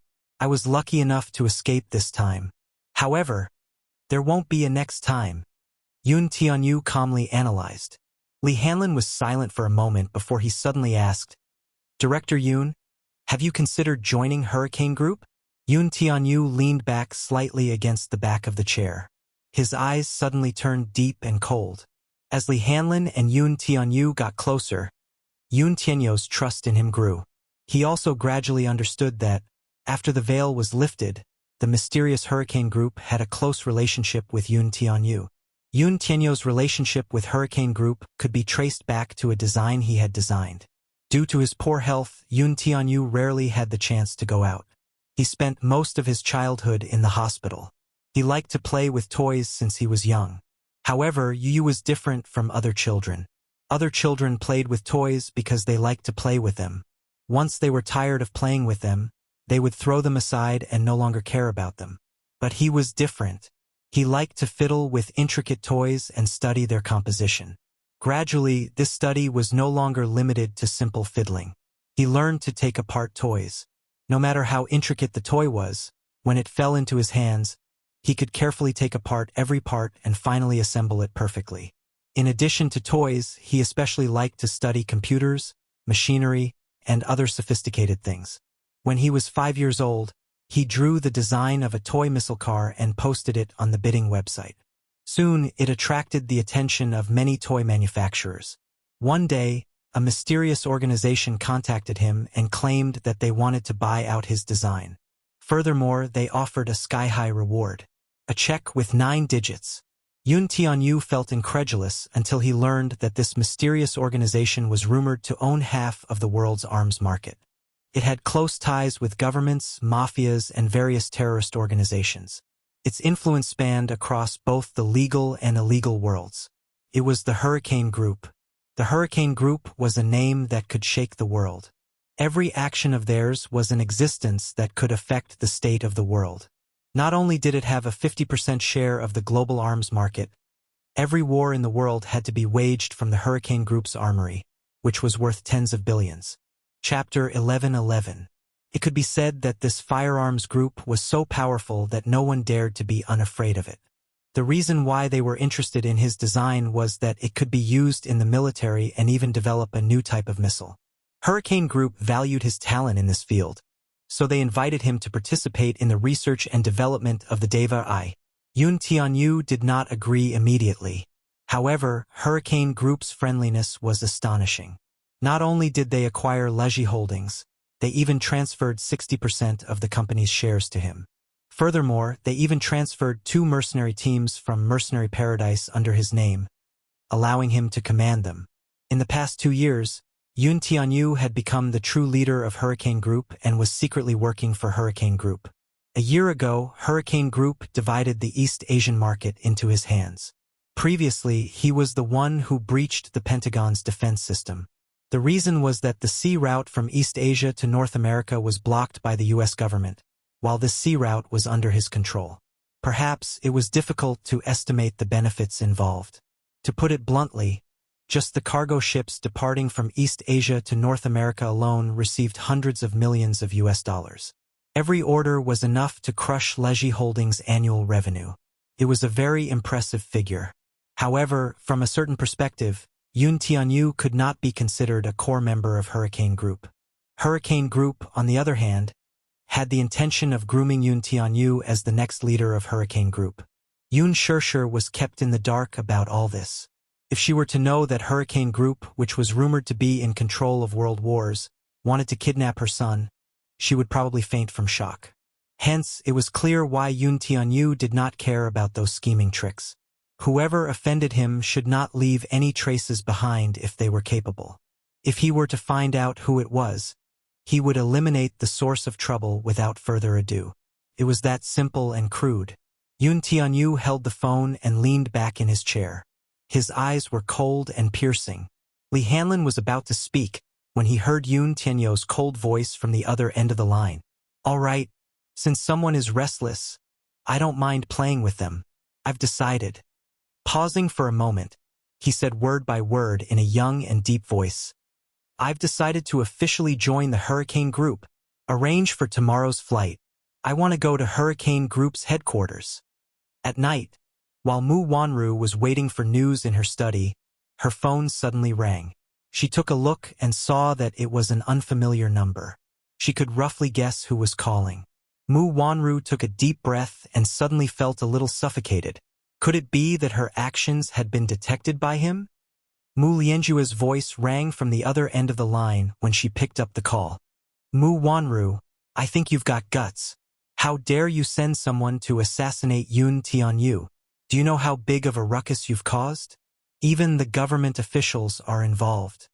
Mu Wanru was shocked, but she heard him say coldly, "Fortunately, I have already suppressed the matter. Didn't you promise me that you'll get rid of Yun Tianyu and Yun Shishir for me? It's been so long, and you still haven't done anything. I'm running out of time." Chapter 11:12. Mu Wanru clenched her fists and tugged at her hair, looking extremely anxious. Mu Yaja is about to hold a media conference. Do you know what this means? It means that he's about to become the Mu family's head. When that day comes, I'll be completely finished. I think you don't trust me at all.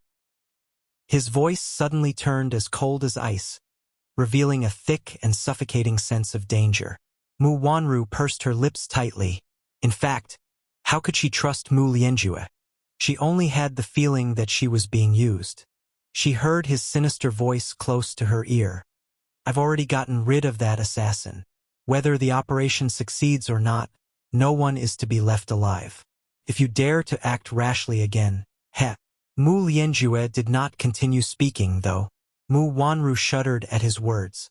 In other words, if she were to ruin his plan again, he would mercilessly kill her. In that case, if she obeyed his every command obediently, would he still silence her after he succeeded? Given his style of doing things, there was no guarantee. Mu Wanru only had fear of him. She did not trust him at all. "Fourth uncle, when exactly are you going to get rid of those two thorns in my flesh? What's the hurry? That Yun Tianyu still has value."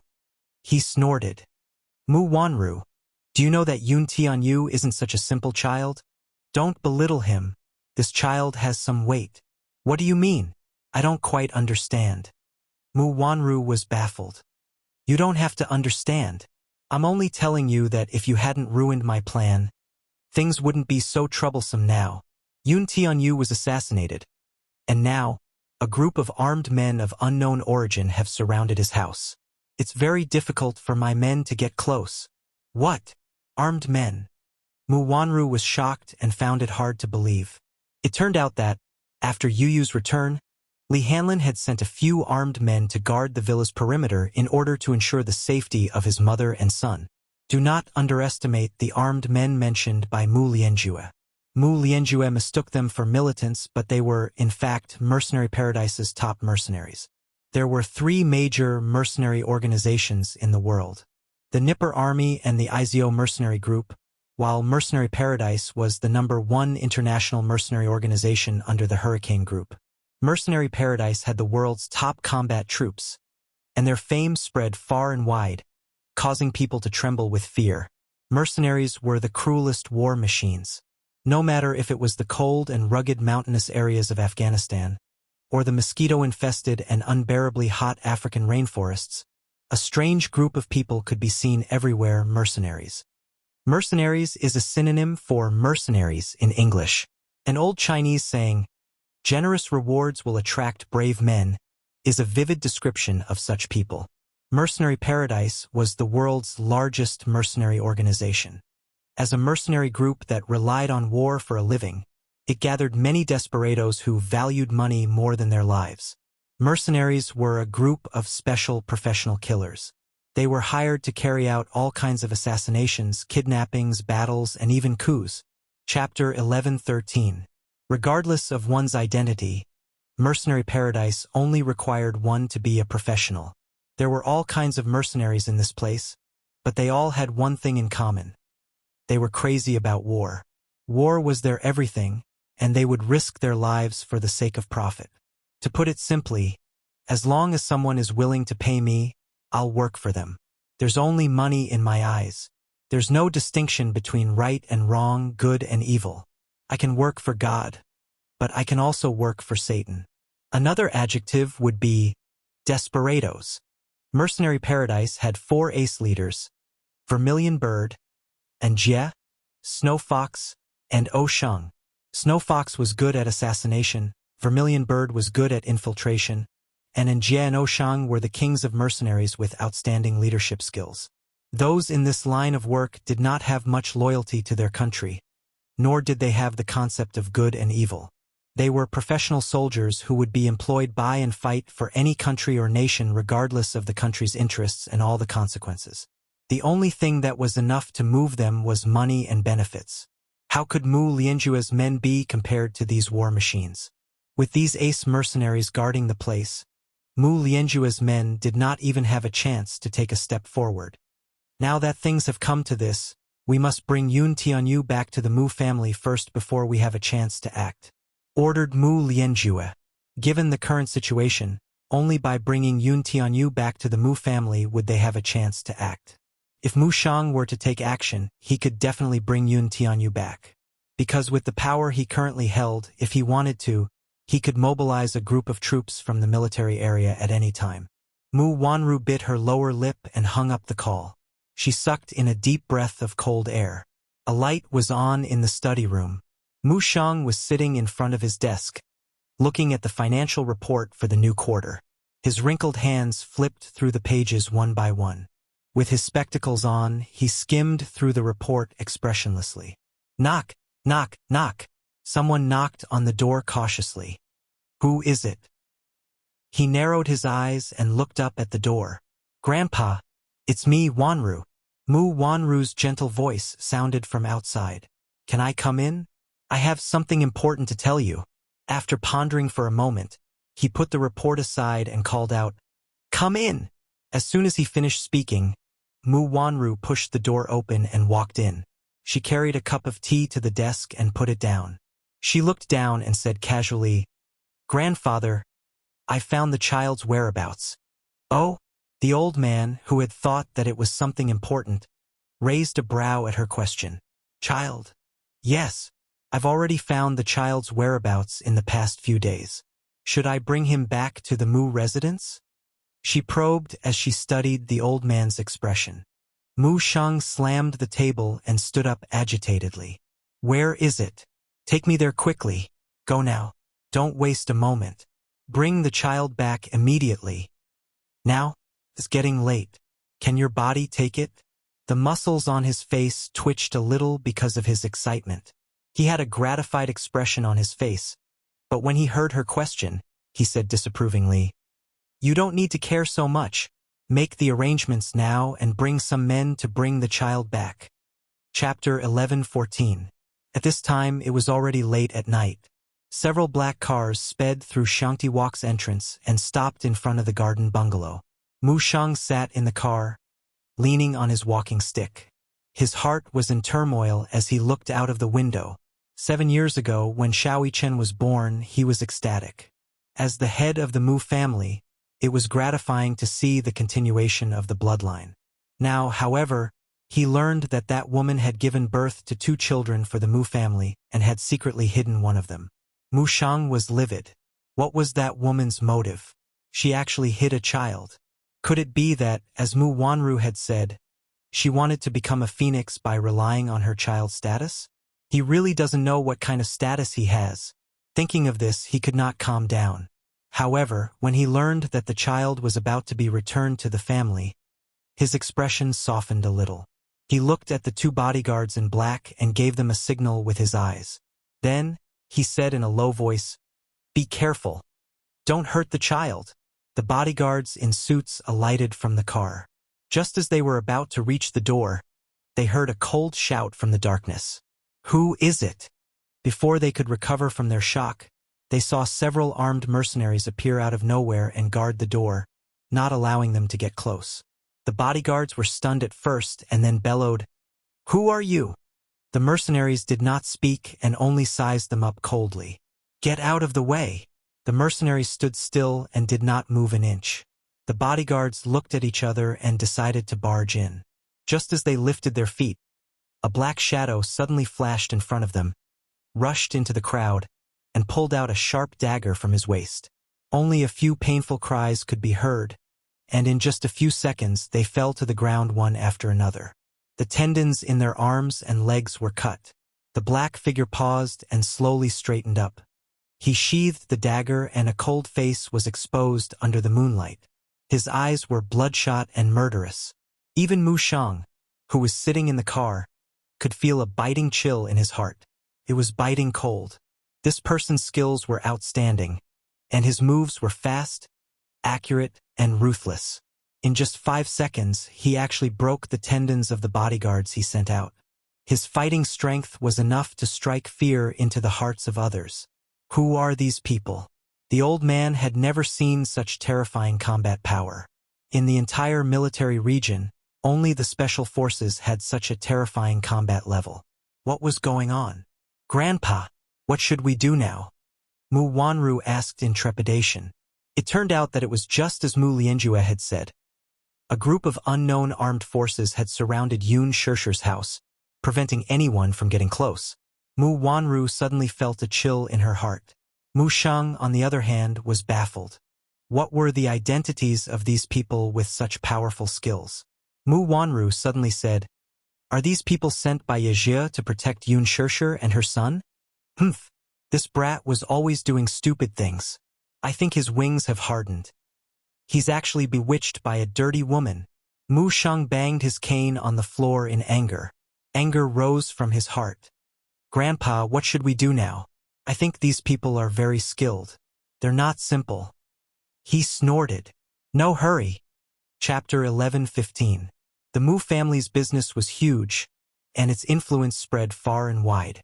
There were many Mus in the military base. In the military base, those who held the rank of SHOU commander or higher were all members of the Mu family.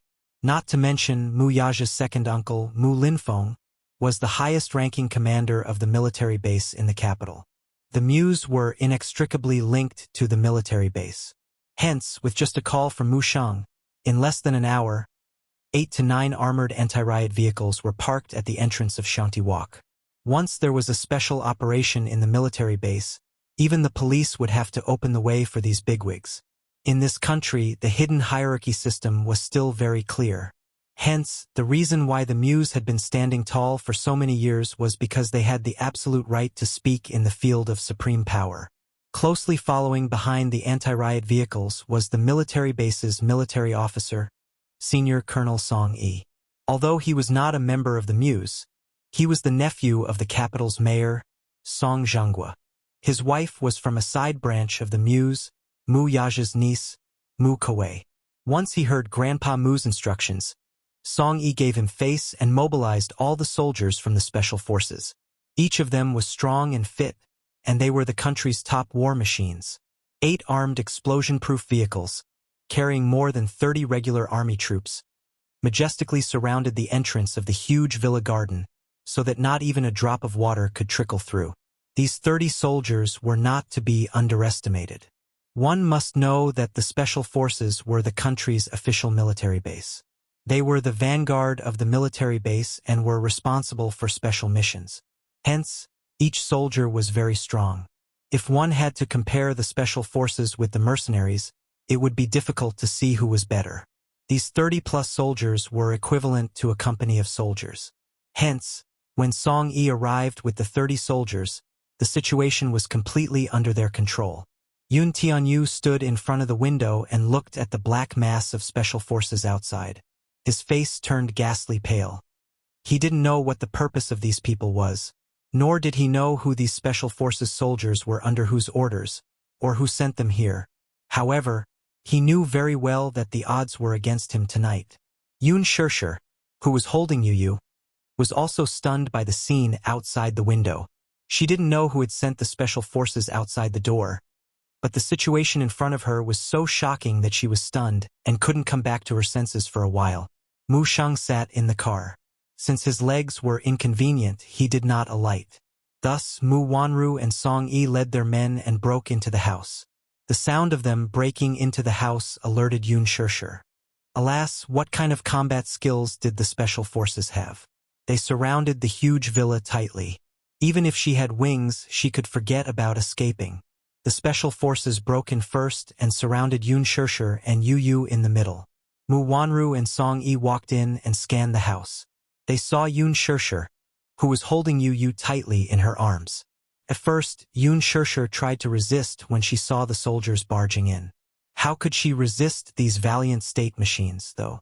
They subdued her with one move. Chapter 11:16. Mu Wanru scanned her surroundings and her venomous gaze landed on Yun Shirshir. At this moment, she looked so down and out. Her hair was messy and her eyes were red. She bit her lips tightly as she stared at Mu Wanru, her face full of vigilance. Mu Wanru grinned and glanced at Yu Yu, who was in Mu Wanru's arms. Then, her smile became even more sinister and smug. "Ha, Yun Shirshir, look at yourself. You look so pathetic now." Mu Wanru? Yun Shirshir was stunned at first. Then, there was a bone-chilling hatred in her eyes. Could it be that she had sent those soldiers from the military district? What was she trying to do? After Yun Shirshir's anger subsided, a trace of fear appeared in her heart. Mu Wanru had brought so many people to the house. She must be up to no good. However, Yun Shirshir could not figure out her motive. Hence, she took a few steps back cautiously and shielded Yu Yu in her arms. She was so nervous that she could not breathe properly. "You must be wondering why I'm here today, right?" Mu Wanru smiled coldly. Then, her icy gaze landed on Yu Yu, who was in her arms. "I'm here today on Grandpa's orders to bring back the Mu bloodline." As she spoke, she smiled sinisterly and slowly took a few steps towards Yun Shirshir. "Yun Shirshir, when you signed a contract with the Mu family, it was clearly written that as the contractor, you could not cause any trouble for the child's custody. But what about you? You've been hiding Jisun for so many years. Today, it's time for the child to return to the Mu family." Yun Shirshir bit her lip hard and hugged Yu Yu even tighter. Her eyes were fixed on Mu Wanru's every move and she was on guard.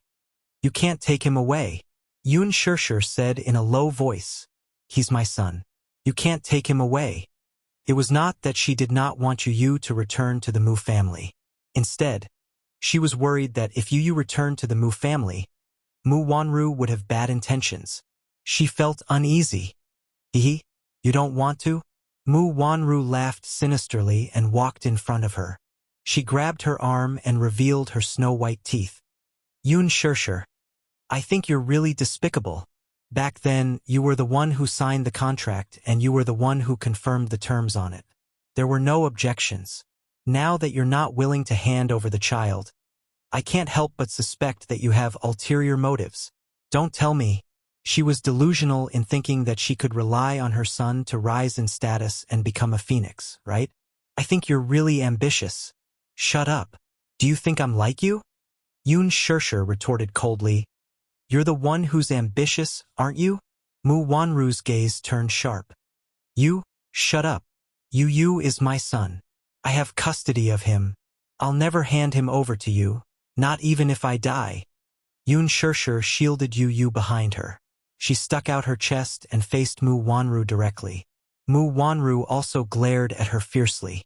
Their gazes collided fiercely in the air and sparks flew everywhere. "B***tch. Mu Wanru suddenly scolded her fiercely. "What? Do you think I want to bring the child back? Haha, this is Grandpa's order. You're not allowed to say anything tonight. Bring the child out." "No." Yun Shirshir took a step back and Mu Wanru took a step forward. Chapter 11:17. B***tch. Get the child out. With that, Mu Wanru reached out her hand toward Yu Yu. Yu Yu glared at her coldly and hid behind Yun Shirshir.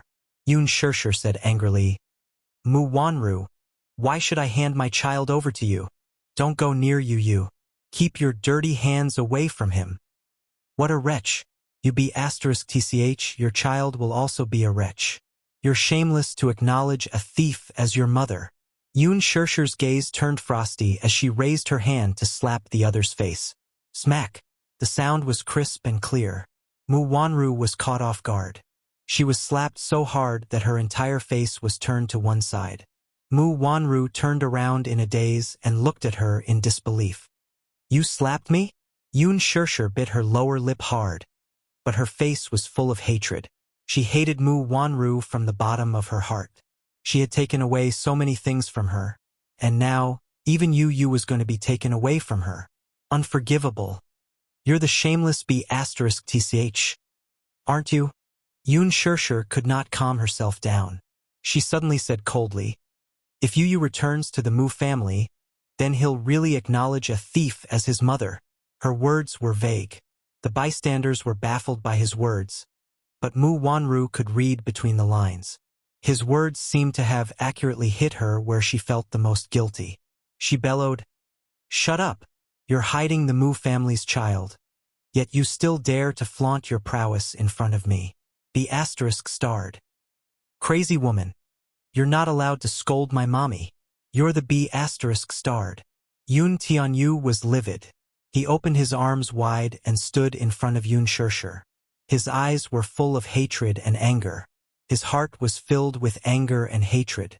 He suddenly understood who the mastermind behind this school shooting incident was. He could see that Mu Wanru was bent on getting rid of him and his mommy. From the day he and Xiaoi Chen were assassinated that day, Mu Wanru's ambition could be seen. To this woman, he and mommy must be a thorn in her side. Not only that, when the time came, this woman would not let Mu Yichen off, either. Now he could not help but regret it. He had plenty of ways to get rid of Mu Wanru, yet he did not do it, which resulted in his mommy being in such a predicament. If he had acted earlier and gotten rid of Mu Wanru, today's incident would not have happened. Mu Wanru lowered her head and glanced at him coldly. She did not know what he was thinking at this moment. Yu Yu's gaze on her was cold and chilling. She cursed, "B asterisk teach? Who are you? What right do you have to talk to me?" He. The one who has no right to talk to me is you." Yun Tianyu lifted his face and expressionlessly said in a hushed voice, "Imposter!" Yun Shirshir, who was standing behind him, did not hear his words clearly. Mu Wanru, however, heard it clearly. This child had the guts to call her an imposter. Mu Wanru flew into a rage out of humiliation. She raised her hand and was about to slap Yun Tianyu's face in the next second. Yun Shirshir reached out abruptly and held her hand tightly. "Let go!" Mu Wanru struggled with all her might. At the side, a soldier immediately stepped forward and restrained Yun Shirshir. Chapter 11:18. Mu Wanru reached out to pull him away. Yun Tianyu turned his head, grabbed her wrist, and bit it with a whimper. He bit down viciously. He really bit down viciously, channeling all his anger and humiliation into his strength. He bit down as if he wanted to break her wrist. Mu Wanru struggled to shake her hand off. Letting out a shrill scream, she hurriedly tried to break free from his grip. However, Yu Yu refused to let go of her wrist. With bloodshot eyes, he bit down harder until the tip of his teeth pierced through her flesh and he tasted blood. He had actually bitten open Mu Wanru's wrist. "Ah!"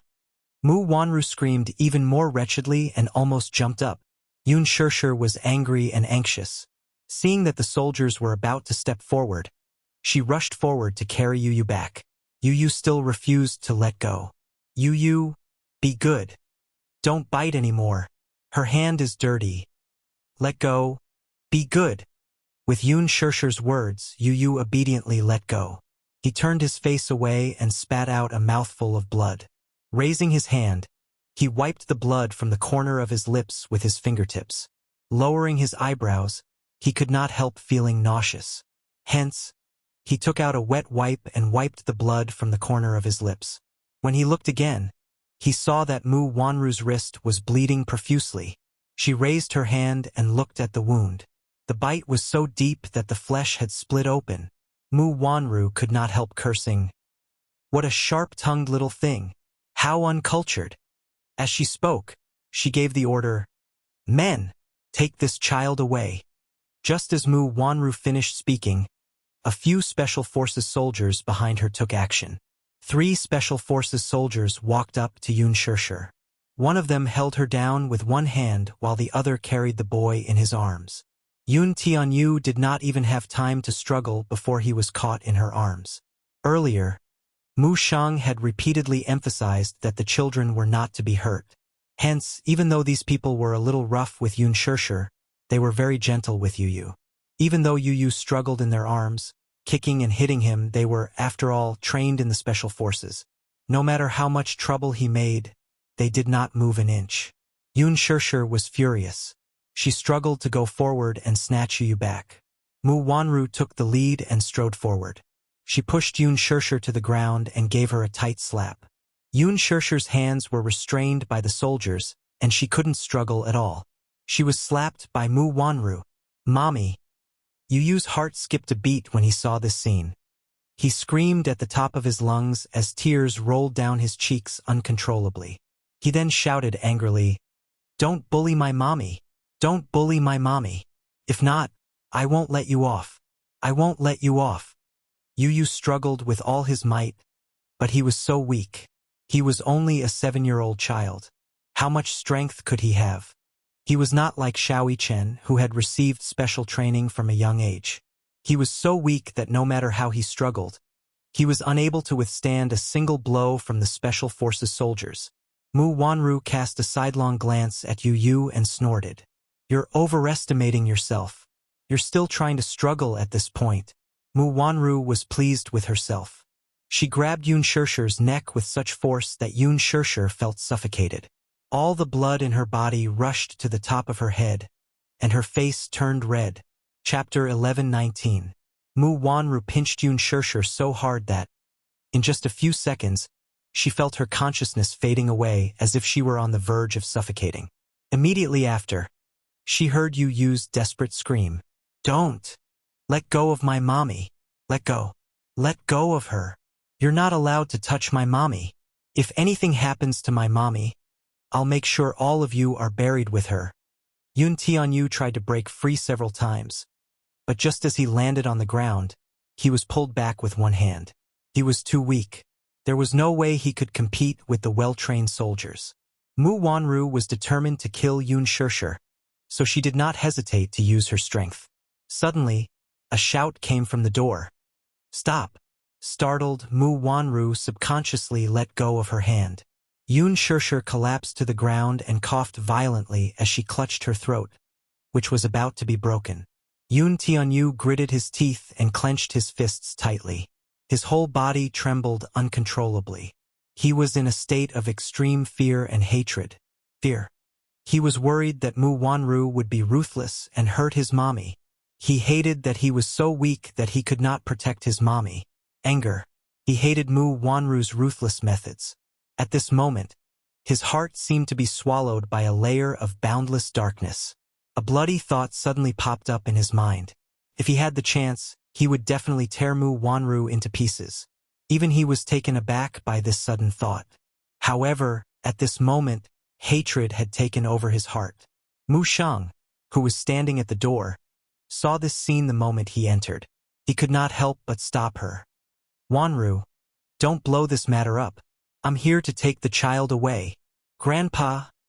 Mu Wanru felt inexplicably uneasy when she saw him. What made her uneasy was that she could not let him see Yun Shirshir's face. Otherwise, if he recognized Yun Shirshir's face, which was very similar to Mu Qingqing's, he would be suspicious. Hence, she hurried forward to support him, but purposely used her body to block Yun Shirshir's view. "Grandpa, why are you here? You're not in good health. It's better for you to sit in the car," he said in a low voice. "I'm worried, so I came to see the child." "Where's the child?" Mu Wanru's face froze for a moment. She then gave a look as if ordering the soldiers to bring the child forward. However, she did not realize that the reason why she could command these soldiers previously was because of Mu's. Now that Mu Shang was present, these soldiers would naturally listen to his orders. There was no need for them to obey whatever she said. Mu Wanru could not help but fly into a rage out of humiliation when her order was ignored. The old man ordered, "Bring the child over and let me take a look." The soldier then carried the child to the old man. Yun Tianyu's gaze was still fixed on Yun Shirshir's direction. When he saw her hugging her throat and crawling on the ground in pain with a red face and a pained expression, he felt as if a knife was being twisted in his heart. His gaze landed on Yu Yu, and a trace of relief appeared on his aged face. He could not help but reach out his wrinkled hand to caress every inch of the boy's facial features before stopping at his eyebrows. Similar, they were really alike. His eyebrows and eyes were very similar to Xiaoyi Chen's, but his nose and mouth were more like his father's. At first glance, the two children looked exactly the same. Chapter 11:20. For example, Yu Yu's eyes were bigger and narrower than Xiaoyi Chen's. When he grew up, There was no doubt that he would be a standard good-looking boy. Yu turned around abruptly and shot him a cold look. He then raised his hand and slapped his hand away harshly. Pa! A sound was heard. He used a lot of force. The back of Mu Shang's hand was stinging from the slap. Don't touch me! Yu bellowed angrily, but his tone did not have the tenderness and timidity of a 7-year-old child. If he were a child of the same age, he would definitely be scared out of his wits in the face of such a large-scale confrontation. This child, however, was more courageous than others. His tone was very much like Mu Yaja's when he was young, wild, and unruly. Mu Wanru glared at him. He's your great-grandfather. Don't be rude. Yun Tianyu did not look at her, though. Mu Wanru was even more enraged.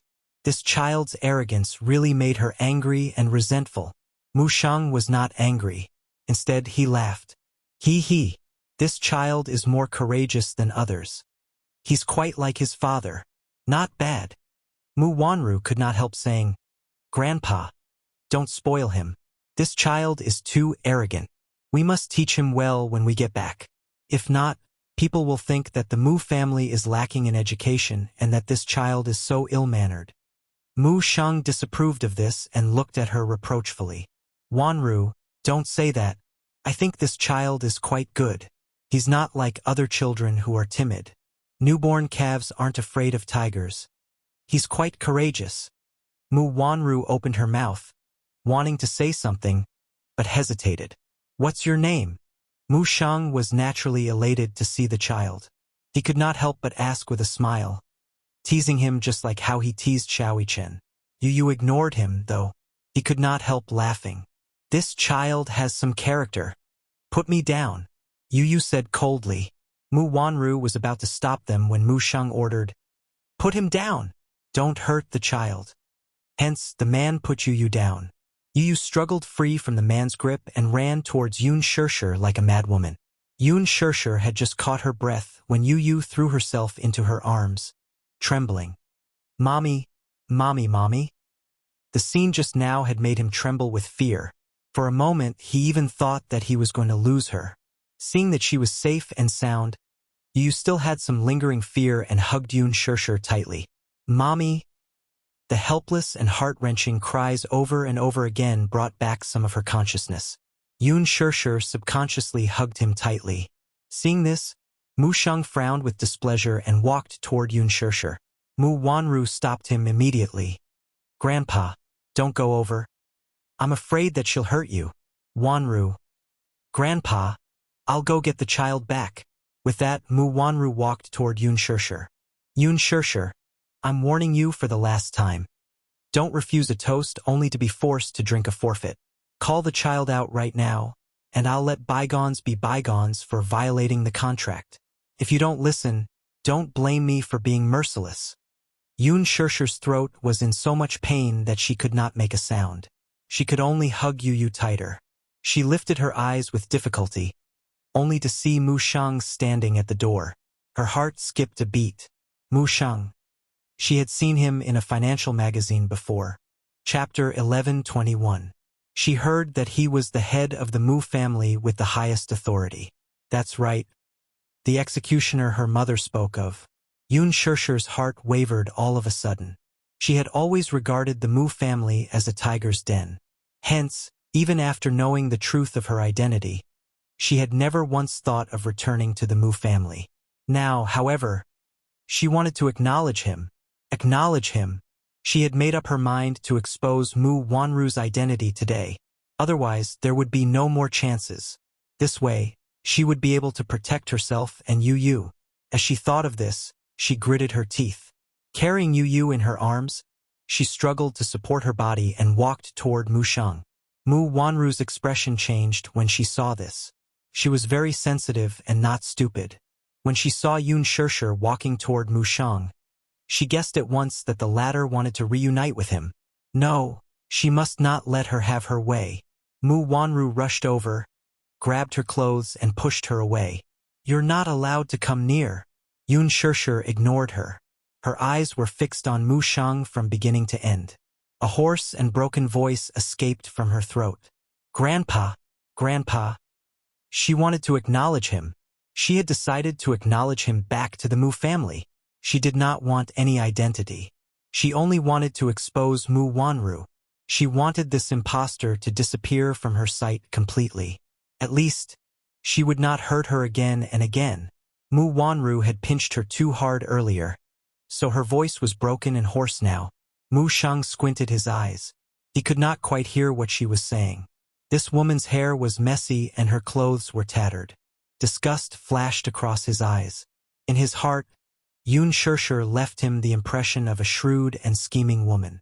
In addition, Mu Wanru kept whispering in his ear to fan the flames. His impression of Yun Shirshir could not be worse. Hence, even if he could not hear clearly, he did not intend to step forward to understand the situation. Even taking a look at it would dirty his eyes. Mu Wanru was furious. She pushed Yun Shirshir to the ground. Yun Shirshir lost her balance and fell to the ground. However, in order to protect Yu, her elbow hit the ground hard. Yu's heart ached terribly. He bit his lower lip hard as bean-sized teardrops dripped onto his mother's face. They were warm and scalding. "Mommy? Shameless B***T. Do you really think that just because you gave birth to 2 children for the Mu family, you can fly to the branch and become a phoenix? Why don't you take a look at your lowly identity? Dream on." Mu Wanru then separated Yun Tianyu and Yun Shirshir in order to deceive others. She grabbed Yun Shirshir and gave her a beating. Yun Shirshir was not one to give in, though. She sprang up and pounced on Mu Wanru. Both of them wrestled with each other. Mu Wanru kept pulling her hair, but Yun Shirshir was not careless. She threw a punch at her and hit her chin. Mu Wanru fell to the ground in pain. Yun Shirshir threw another punch at her. He was so furious that his strength was so great that Mu Wanru lost her ability to fight back. B****. Seeing that Mu Wanru was being bullied, Mu Shang could not take it anymore. He rushed forward and, almost losing all his rationality, raised the cane in his hand high at Yun Shirshir. A chilling aura broke through the wind and arrived. Yun Shirshir caught a glimpse of it from the corner of her eye. Her heart skipped a beat. She nervously held her breath and closed her eyes. Chapter 11:22. Yun Shirshir opened her eyes in a daze. She could not help but widen her watery eyes as she held her breath in shock. Yun Tianyu had unknowingly pounced in front of her, his arms supporting her body as he stood still. "You! Yun Shirshir shrieked in shock. Mu Shang was also shocked. He hurriedly threw away his cane and carried Yu in his arms. His small face turned deathly pale, without a trace of blood. Large beads of cold sweat continuously seeped out from his forehead. He closed his eyes and actually fainted from the pain. "Yu?" Yun Shirshir tried to snatch the child from his arms to check on his injuries. He pushed her away, though. "Dirty woman, don't touch him. You don't have the right to touch him." Yun Shirshir widened her eyes in shock.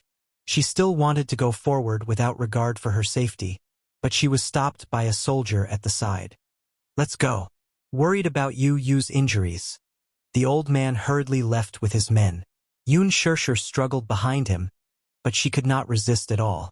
She could only watch helplessly as Yu was taken away. Separation of flesh and blood. This was the most painful thing in the world. Thinking of how Yu had shielded her from such a heavy blow, Yun Shirshir's heart felt like it was being stabbed by a knife. She broke down and grabbed her hair, wanting to chase after him like a madwoman. Mu Wanru got up from the ground and brushed the dust off her body. She cast a sidelong glance at Yun Shirshir and coldly ordered, "Put this woman under house arrest." Junimo was about to have a cup of coffee and look at the script of the new program when she suddenly heard a strange movement outside the window. She walked to the window with a cup of coffee and pulled the curtains wide open. She saw several military vehicles parked outside the door. She was startled. The vehicles were parked outside Yun Shirshir's house. She could not help becoming more vigilant. She walked to the balcony and looked over. However, he happened to see a soldier carrying Yun Shirshir over his shoulder and stuffing her into the car. Yun Shirshir seemed to have been struck unconscious by a palm strike. Junmo's heart skipped a beat, and in her shock, the coffee cup in her hand fell to the ground and broke into pieces. The sudden movement quickly attracted the attention of the soldiers with sharp ears. The man turned around abruptly and looked sharply in Junmo's direction. But on the huge balcony, the curtains were fluttering. He was afraid that the wind was too strong and the flower pot would fall and break, so he didn't think too much about it. He got into the car and drove off. Junmo hid behind the wall, but she couldn't calm down. She glanced out of the corner of her eye. After the car had driven far away, she rushed out of the house and walked to Yun Shishir's house. He saw that the gate to the courtyard was wide open. She walked in. In the living room, the lights were still on, but the floor was a mess. The broken vase, the red carved wooden cane thrown to the side, and a few drops of glaring blood. She was shocked. What happened? Was it a kidnapping? Impossible. Junmo recognized at a glance that those military vehicles had Jun-Kyu license plates. This wasn't a kidnapping. Then what exactly was going on? Junmo didn't have time to think and called Qinzhou first. As soon as the call connected, Junmo told Qinzhou what had happened. She had no idea what exactly had happened, but it was an undeniable fact that she had seen Jun-Kyu's car take Yun Shishir away. Qinzhou rushed over quickly and was shocked to see Yun Shishir's house in a mess. What happened? He asked nervously. Chapter 11:23. Qinzhou frowned and decided to give Muyaja a call first. However, his phone was switched off. Why was his phone switched off? Why did it have to be at such a crucial time? He heard that he was going overseas some time ago. He should have arrived by now, so why was his phone switched off? Mu residence. The door was kicked wide open by Mu Shang. Mu Shang anxiously carried Yu in as he hurried in. Behind him, a few private doctors from the Mu residence hurriedly followed. In her arms, Yun Tianyou's breathing quickened. His whole face was flushed red from the excruciating pain. Beads of sweat covered his entire face, and his fair little face was as gloomy as rouge jade covered in dust. Mu Yichen had just finished his homework and was about to go to bed when he was awakened by anxious footsteps in the corridor. His hearing was sharp, so he would wake up at the slightest sound. The footsteps outside the door were unusually hurried. He rubbed his sleepy eyes and opened the door, only to see Mu Shang hurrying into the room with a child in his arms. His heart skipped a beat. Although Mu Shang was in a hurry, he did not see clearly who was in his arms. However, he saw the child's dangling hand. The bracelet on it made him realize that it was Yu Yu. Yu Yu. Why was Yu Yu here? Mu Yichen received a call from Mu Shang yesterday. He would not be home for a while and would be sticking to Yun Shishir. Grandpa Mu missed him very much, so he asked him to come back and visit him. Mu Yichen decided to move back for a few days. He had only been away for a day, and something had happened to Yu Yu? When he caught a glimpse of Yu Yu's pale face, Mu Yichen knew that something was amiss. Hence, he chased after him and entered the room. He happened to see Mu Shang carrying the sickly boy to the bed. "You?" Just as he opened his mouth to speak, he realized that he could not reveal the fact that he knew about Yu Yu's existence with Mu Shang present. Hence, he walked over and tugged at the old man's sleeve nervously. "Great-grandfather, who is he? Why does he look exactly like me?" "Shaoyichen, this is an emergency. Go to the side first. I'll talk to you later." "Ah." With that, he chased him out of the room. A few private doctors walked into the room nervously and locked the door. Mu Yichen stood outside the door and paced back and forth nervously. What was going on? When he was in the room earlier, he saw Yu Yu's pale face and her haggard appearance. He had no idea what had happened, so he hurried back to the room and locked the door. He took out his phone and dialed Yun Shishir's number. The call went through, but no one answered. He bit his lip and dialed Mu Yaja's number. The phone was turned off. Damn it! Worried, he walked over to Yu Yu's room and paced back and forth uneasily. He didn't know how long he had been waiting, but it felt like a century. The door finally opened. He rushed in, only to see that Yu Yu was already awake. She was leaning against the bed with a gloomy face. Her pair of beautiful and clear eyes were buried in the shadow of her fringe, so he could not see her expression clearly. Mu Shang was sitting at the side. The spacious room was eerily silent, and the atmosphere was so stifling that it was difficult to breathe. Mu Chen walked over cautiously. His gaze landed on Yu, only to see that the latter's shoulder was bandaged tightly. Injured. Chapter 11:24. Yu sat on the bed with his back against the headboard and his head bowed in silence. However, when he heard movement at the door, he looked up and saw Chen. His eyes flashed and his expression changed slightly. The two little munchkins exchanged glances, then quickly averted their gazes in tacit understanding. Mu Chen slowly walked to stand behind his grandfather. Mu Shang sat on the edge of the bed with a deep gaze. His eyes carefully sized up Yu's eyebrows, eyes, and every inch of his facial features. After 7 years, this was the first time he could seriously size up his long-lost great-grandson. His heart was filled with gratification and joy of reuniting after a long separation, but at the same time, he felt worried. This was because this great-grandson seemed to be very cold to him. Looking at his handsome and tender face, Mu Shang could not help but reach out. Before his fingertips could touch his face, they were coldly swatted away. "Don't touch me." Yu's tone was as cold as ice. His eyes were like cold swords shooting at him. Her cold, distant, and even indifferent gaze hurt the old man immensely.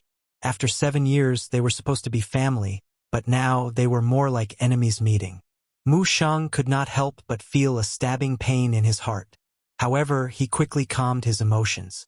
He thought to himself, the child is only 7 years old.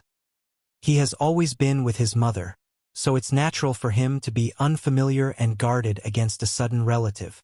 After being separated for so many years, it's inevitable that there will be some estrangement between them.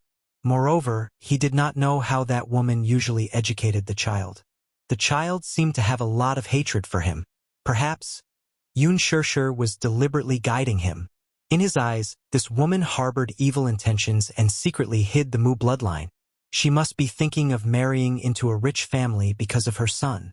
She might have deliberately exaggerated the child's hatred for the Mu family. Thinking of this, Mu Shang snorted coldly.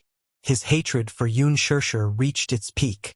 Since the child had returned to the Mu family, there was still a long way to go to cultivate their relationship. There was no need to rush now. Now that he had just arrived at the Mu family, he naturally felt unfamiliar. His attitude toward him was a little more distant and cold. This was only natural. Moreover, he approved of this child. When they first met, he had a good impression of Yu. It was not because of anything else, but because of his courage to protect Yun Shishir. Even though he was young, he already had the sense of responsibility that a mature man should have. Naturally, he was happy to see his children being filial. What was even more commendable was that this child didn't seem to be afraid of strangers, like a newborn calf that wasn't afraid of tigers. With this thought in mind, the gloominess on his face dissipated a little. With a smile on his face, he closed the distance between them and gently teased, "Little guy, you've got a bit of a temper. Tell me, what's your name?" Yu's face remained cold as she ignored his deliberate attempt to get close to her. At the thought of his mother being put under house arrest by him, he did not know how she was doing or if she had been injured. He loathed the old man in front of him. He didn't want to acknowledge this grandpa. He hated anyone who hurt his mommy to the core. "You still want me to acknowledge you?" It was nothing more than a dream. Chapter 11:25. Yu smirked. His lips curled into an arrogant smirk and his brows arched impatiently. "Why should I tell you my name?" The old man laughed. "That's because I'm your great-grandpa, and you're my great-grandson. We're family." "Great-grandpa?" Yu cocked a brow, clearly disdainful of this title. The old man did not detect the contempt in his tone, though, and patiently explained, "Great-grandpa is your father's grandfather. Little guy, you should call me great-grandpa." "It's not impossible for me to tell you my name." Looking at him, Yu narrowed his eyes slightly. There was a hint of arrogance and disrespect on his face as he adopted a negotiating stance. His words clearly meant that he had a condition. Mu Shang smiled. This little guy was really interesting. He was so young, but he gave off a mature vibe. He was only a 7-year-old child, but he actually gave him the illusion that the person sitting in front of him was not a 7-year-old child, but a mature and steady adult man. He asked with interest, "It seems that you want to state your conditions? Okay, let's hear them." He knew how to negotiate with him and state his conditions. He was so wise at such a young age. What a shrewd little guy. Yu snorted and made a condition. "Let my mommy go." His words had just left his mouth when the old man's face changed and he rejected him sternly. "No way. Why not?" Yu was a little angry now. "What right do you have to put my mommy under house arrest?" "That's because your mommy committed an unforgivable crime," he answered with a frown. An unforgivable crime. Did this old man still think that he was the supreme ruler? He thought that he was high and mighty, yet he could casually convict others. In Yu's eyes, the old man was a fatuous and incompetent tyrant. He was old and muddle-headed. Noticing his son's cold expression, Mu Sheng realized that he had overreacted. Calming himself down, he said in a low voice, "She's not your mommy. Child, you're still young. Don't be fooled by that woman.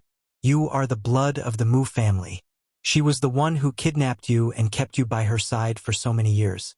She caused us to be separated from each other for so many years. How could I forgive her? She signed a contract with the Mu family. Now that she has violated the contract, I'm going to send her to see the officials." "Ha! She's my mommy. The one who gave birth to me and raised me. What you think is not important. I only know that she is my closest kin. You must let her go." Yu smiled coldly and glanced at him from the corner of his eyes.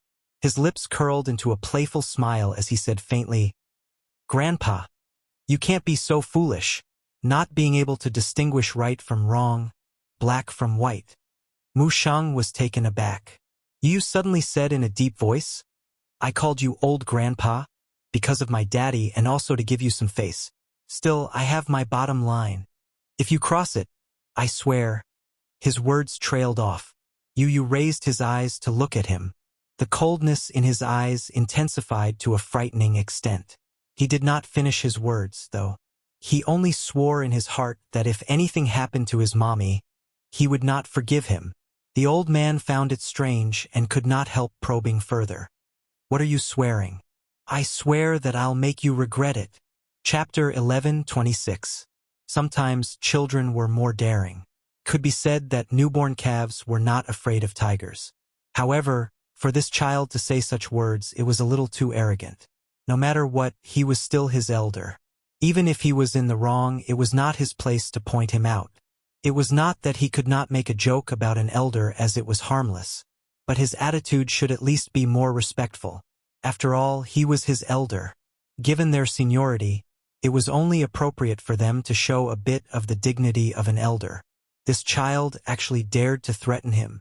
Yu glanced at his gloomy face but did not buy it. The grandfather-grandson pair looked at each other with ugly expressions. It was as if they were in a standoff. Muichin saw this and timely asked, "Great-grandpa, what's wrong? You look so fierce. Who made you unhappy?" Only then did Mu Sheng realize that Muichin had entered the room unknowingly. The moment he saw him, he immediately hugged the little guy in his arms and lowered his head to say, "Come, Xiaoichen, look. This is your younger brother."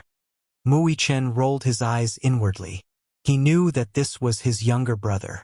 However, he still pretended that this was the first time he had seen his younger brother, who looked exactly like him. "Wow, this little guy is so cute. Is he really my younger brother?"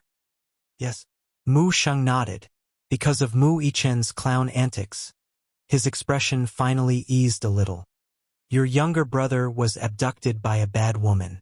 You two brothers have been separated for 7 years. It's only natural that you two are estranged when you return home today. You should spend more time with him and talk to him." His hope was that the two little guys could develop feelings for each other easily. This way, it would be easier for Yu to get rid of the grudge in his heart. Hence, after giving a few instructions, he left Xiao Yichen in the room and left. Just as the door closed, Xiao Yichen's face sank. He walked to the door and pulled it open slightly. Only when he saw Mu Sheng's back slowly leaving with his cane did he feel at ease and lock the door from the inside. Then he walked to the window. Through the clear window, he was surprised to see a group of armed forces outside the door. He estimated that there was at least a company of people surrounding the huge Mu residence so tightly that not even a little breeze could pass through. He turned around and exchanged glances with Yu. Then, he said in a deep voice, Yu, wait for me here. I'll go to the back door and take a look. Yes. As he spoke, Mu Chen snuck into the backyard and carefully checked the back door. The back door was also surrounded by troops. Mu Chen's heart skipped a beat. This was a disguised form of house arrest. Mu Shang must have deployed several troops from the army to surround the Mu residence. It seemed like he wanted to keep an eye on Yu and prevent him from escaping. Mu Chen returned to the room and locked the door from the inside. He walked to the window and drew the curtains. Then he walked to the bed and sat down. Yu narrowed his eyes. Seeing his gloomy face, he could roughly guess what had happened. But he still asked, How is it? They're all armed forces. The entire Mu residence has been surrounded. It's airtight. The possibility of sneaking out is very slim. Yu's heart sank. D***MN. What exactly happened? Mu Chen held his hand worriedly.